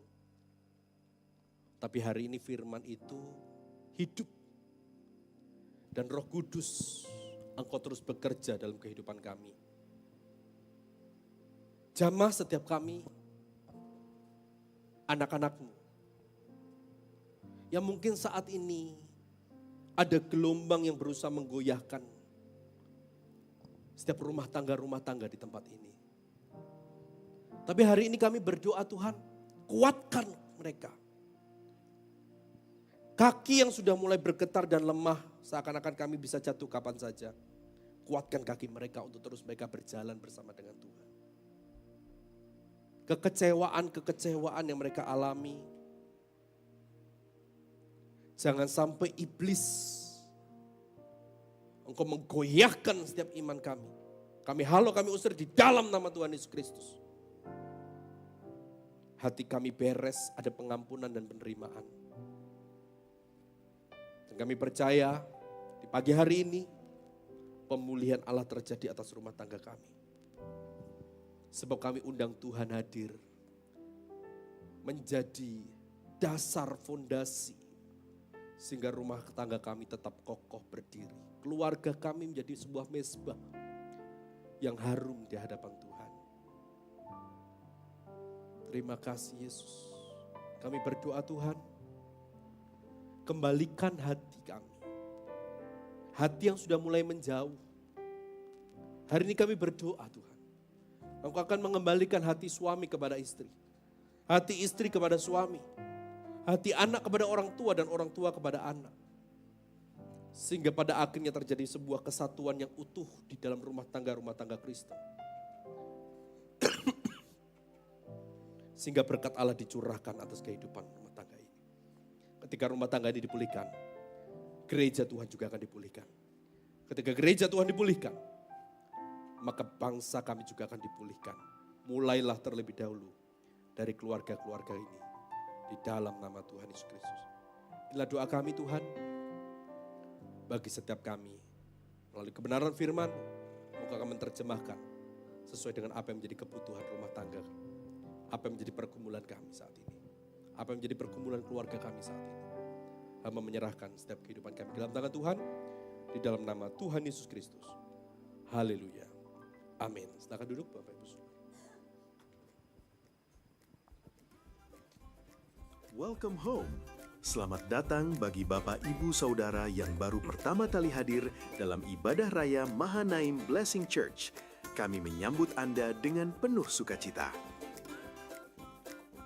Mari bertumbuh bersama dalam kelompok pemuritan keluarga untuk membangun iman kita di dalam Tuhan. Untuk jadwal sebagai berikut.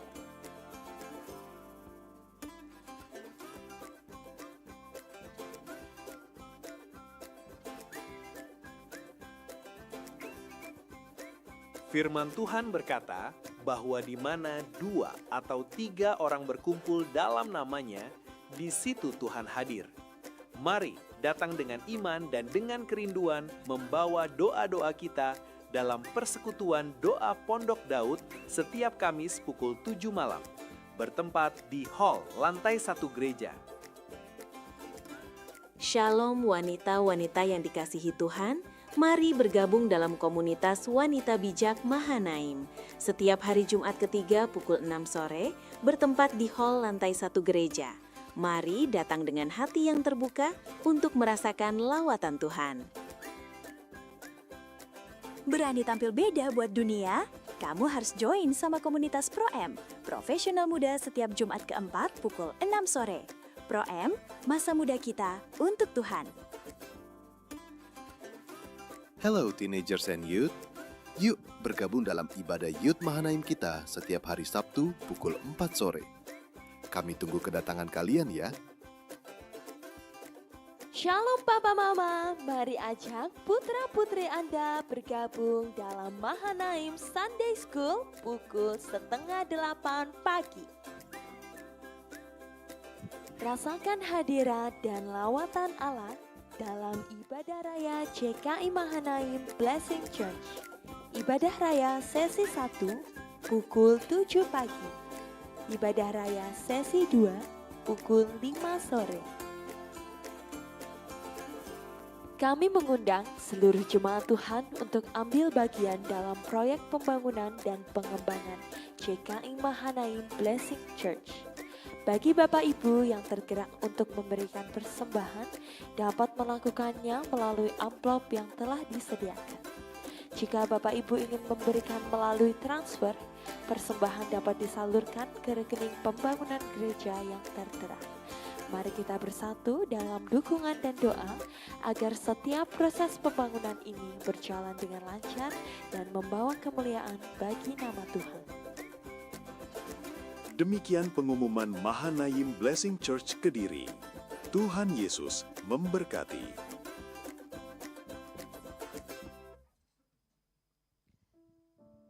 Bapak Ibu Saudara diberkati oleh firman Tuhan. Amin Bapak Ibu Saudara. Saya terus berdoa agar setiap keluarga-keluarga di sini menjadi keluarga-keluarga yang kokoh, keluarga yang takut akan Tuhan.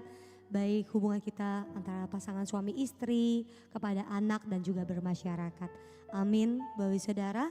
Ada pengumuman yang penting yang akan saya sampaikan, mohon diperhatikan. Yang pertama untuk baksos, kegiatan baksos kita yang akan diadakan tanggal 31 ya 31 Mei itu minggu kelima Bapak Ibu Saudara ya, dan minggu kelima itu di bulan Mei nanti ya itu hanya diadakan ibadah 1 kali, dan setelah selesai ibadah itu kita akan membagikan baksos ya dalam rangka memperingati Idul Adha. Karena kan sebelumnya itu tanggal 27 hari Rabu, Bapak Ibu Saudara. Tapi saya pengen semua di sini bisa ikut terlibat. Jadi saya memilih hari Minggu supaya bukan di hari biasa, tapi di hari Minggu supaya kita semua bisa sama-sama terlibat untuk membagikan baksos untuk warga-warga dan jemaat yang membutuhkan. Dan kita akan mempacking barang-barang itu biasanya H-1 di tanggal 30 di hari Sabtunya, Bapak Ibu Saudara. Jadi saya minta kalau Bapak Ibu Saudara mau ikut bergabung nanti di tanggal 30 bisa datang, nanti saya umumkan lagi untuk waktu packing barangnya karena itu cukup banyak Bapak Ibu Saudara ya. Ada minyak, gula, mie, dan apa lagi itu, gula, minyak, mie, beras ya. Dan semuanya udah tertutup ya, untuk bakso sudah terpenuhi semuanya. Mari kita beri kemuliaan bagi Tuhan Allah kita. Luar biasa ya kerjasama dari setiap jemaat. Kita bahu-membahu mengumpulkan satu demi persatu agar semua baksos kebutuhan bahan pangan ini terpenuhi dengan baik. Kami mengucapkan terima kasih untuk Bapak Ibu Saudara yang sudah mau terlibat, yang sudah mau terlibat dan memberkati ya proyek Tuhan dan melalui baksos ini. Ya, saya ingatkan kembali bahwa kegiatan baksos kita akan diadakan di minggu kelima tanggal 31 Mei ya, masih bulan depan Bapak Ibu Saudara, setelah selesai ibadah. Dan masih pengumuman yang kegiatan yang akan diadakan minggu kelima. Jadi di minggu kelima itu kita akan mengadakan banyak kegiatan. Salah satunya adalah ibadah padang kaum wanita. Ya, ibadah padang kaum wanita yang akan diadakan di minggu kelima juga. Setelah kita membagikan baksos, kita akan langsung berangkat ke TKP ya, ibadah padang. Saya belum tahu tempatnya di mana. Mungkin ada, belum ada info ya. Nanti kami akan infokan lebih lanjut dalam pertemuan ibadah wanita yang akan diadakan minggu ketiga, minggu depan Bapak Ibu Saudara. Ya Bapak Ibu Saudara, ya ibu-ibu monggo kita merapat kembali. Ya karena kemarin persiapan Paskah dan segala macam, jadi kita tangguhkan. Dan ibadah wanita, kaum wanita akan diadakan kembali Jumat yang ketiga. Jumat ini pukul 6 sore di tempat ini. Kita akan bicara bersama untuk mengambil keputusan tempat untuk ibadah padang kita nanti di minggu kelima bulan Mei. Dan kemudian saya mengajak kembali juga untuk setiap wanita yang belum pernah mengikuti camp wanita bijak ya seluruh area Kediri, monggo bisa mendaftarkan dirinya ke saya. Kalau ibu-ibu berhalangan dengan dana, Bu saya nggak punya dananya, silakan, tapi ibu-ibu mau ikut segera datang ke saya. Tidak usah berpikir untuk dananya dulu ya.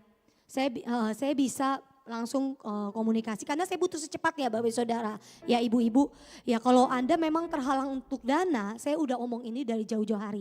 Silahkan segera hubungi saya kalau Anda memang betul-betul mau ikut ya.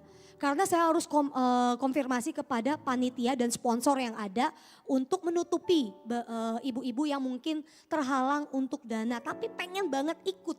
Ya jadi saya udah konfirmasi ini tuh dari berapa bulan yang lalu. Ayo ikut karena ini bagus sekali dan ini penting buat ibu-ibu semua ya. Setiap topik selama 2 hari itu sungguh akan memberkati, menjadi bekal bagi kita. Ya jangan berpikir saya udah usia pernikahan saya bukan usia muda lagi. Tetap ibu-ibu kita tetap butuh ya untuk terus dikuatkan, materinya bagus sekali. Kemarin ada ibu juga, salah satu ibu yang udah pernah ikut juga bilang sama saya, kok eman ya Bu ya, yang daftar tuh baru 1 orang ibu-ibu dari gereja kita. Ya baru 1 orang yang daftar ke saya.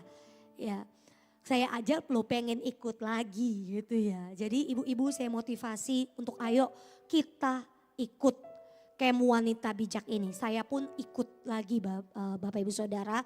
Jadi kalau ada ibu-ibu di sini yang ibu-ibu yang gak datang, ada suami, monggo ayo. Kita ajak istri kita untuk ikut camp wanita bijak. Yang untuk kita sama-sama diberkati, dipulihkan dan dapat input yang baru bagaimana menjadi wanita yang bijaksana. Oh, ini Kamis kelima ya di bulan ini.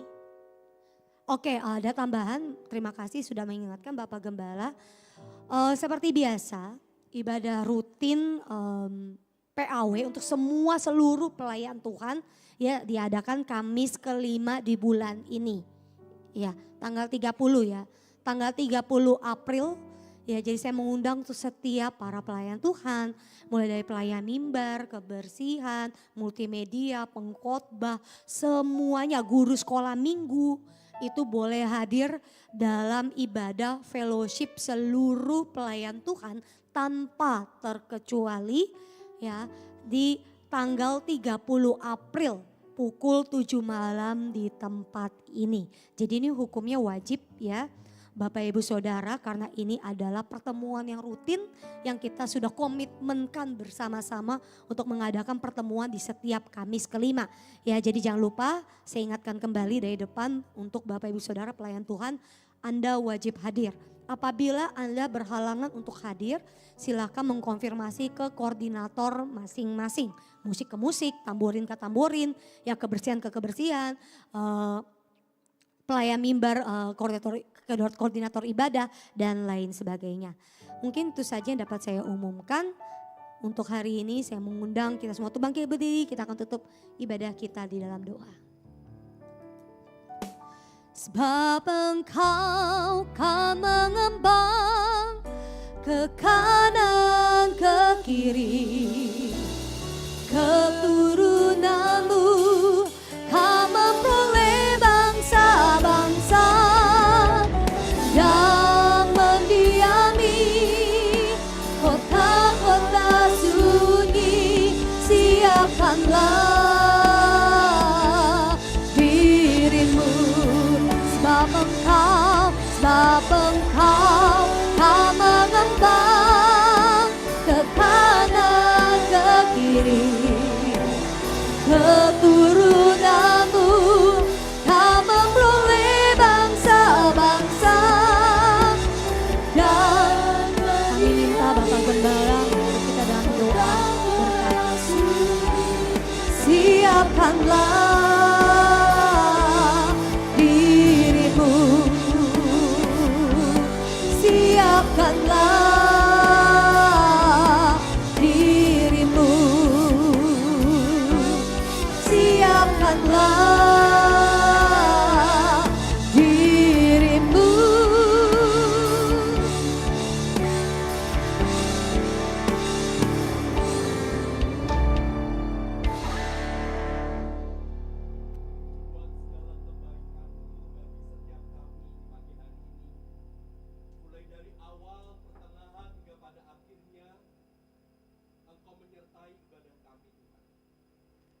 Oleh sebab itulah,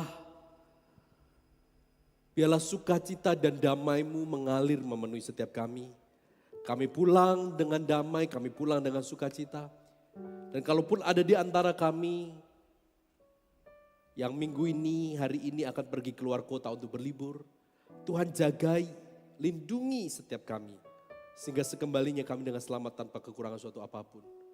Dan kalau kami kembali ke rumah kami masing-masing, biarlah kami berjumpa dengan sanak saudara kami, keluarga kami, dengan sebuah keharmonisan dan sukacita yang datang dari Tuhan.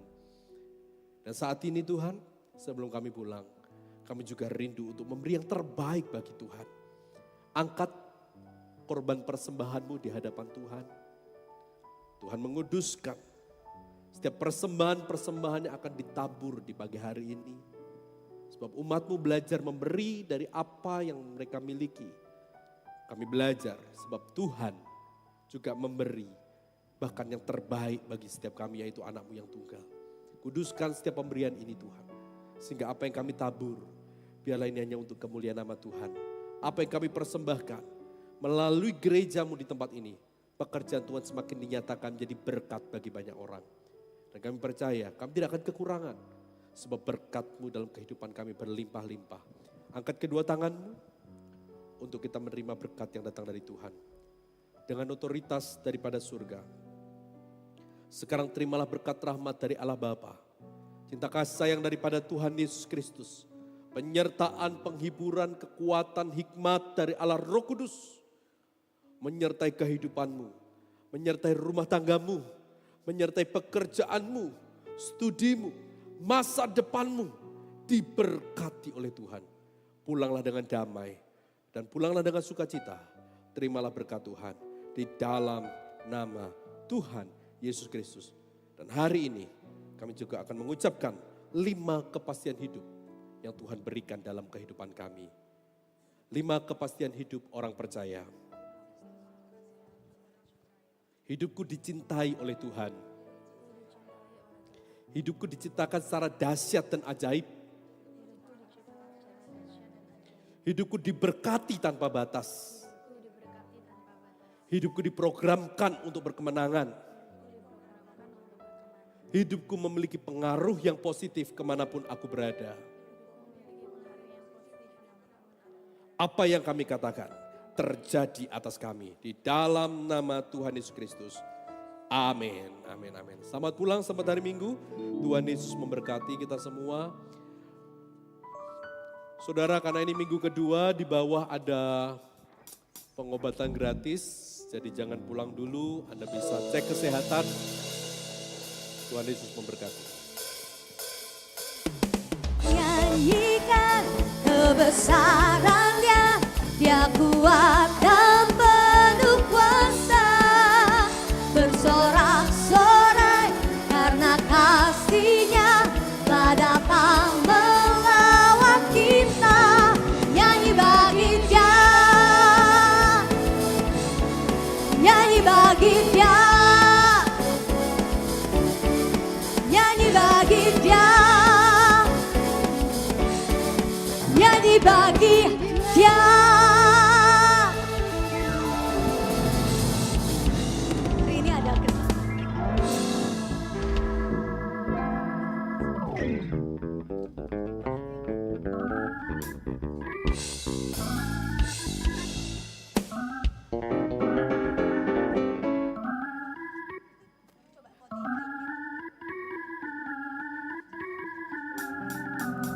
kemuliaanmu datanglah, kau dinaikin, coba ya. Ini udah naik belum? Belum. Enggak, kemarin kan harusnya kan yang tiada ku ragu lagi itu kan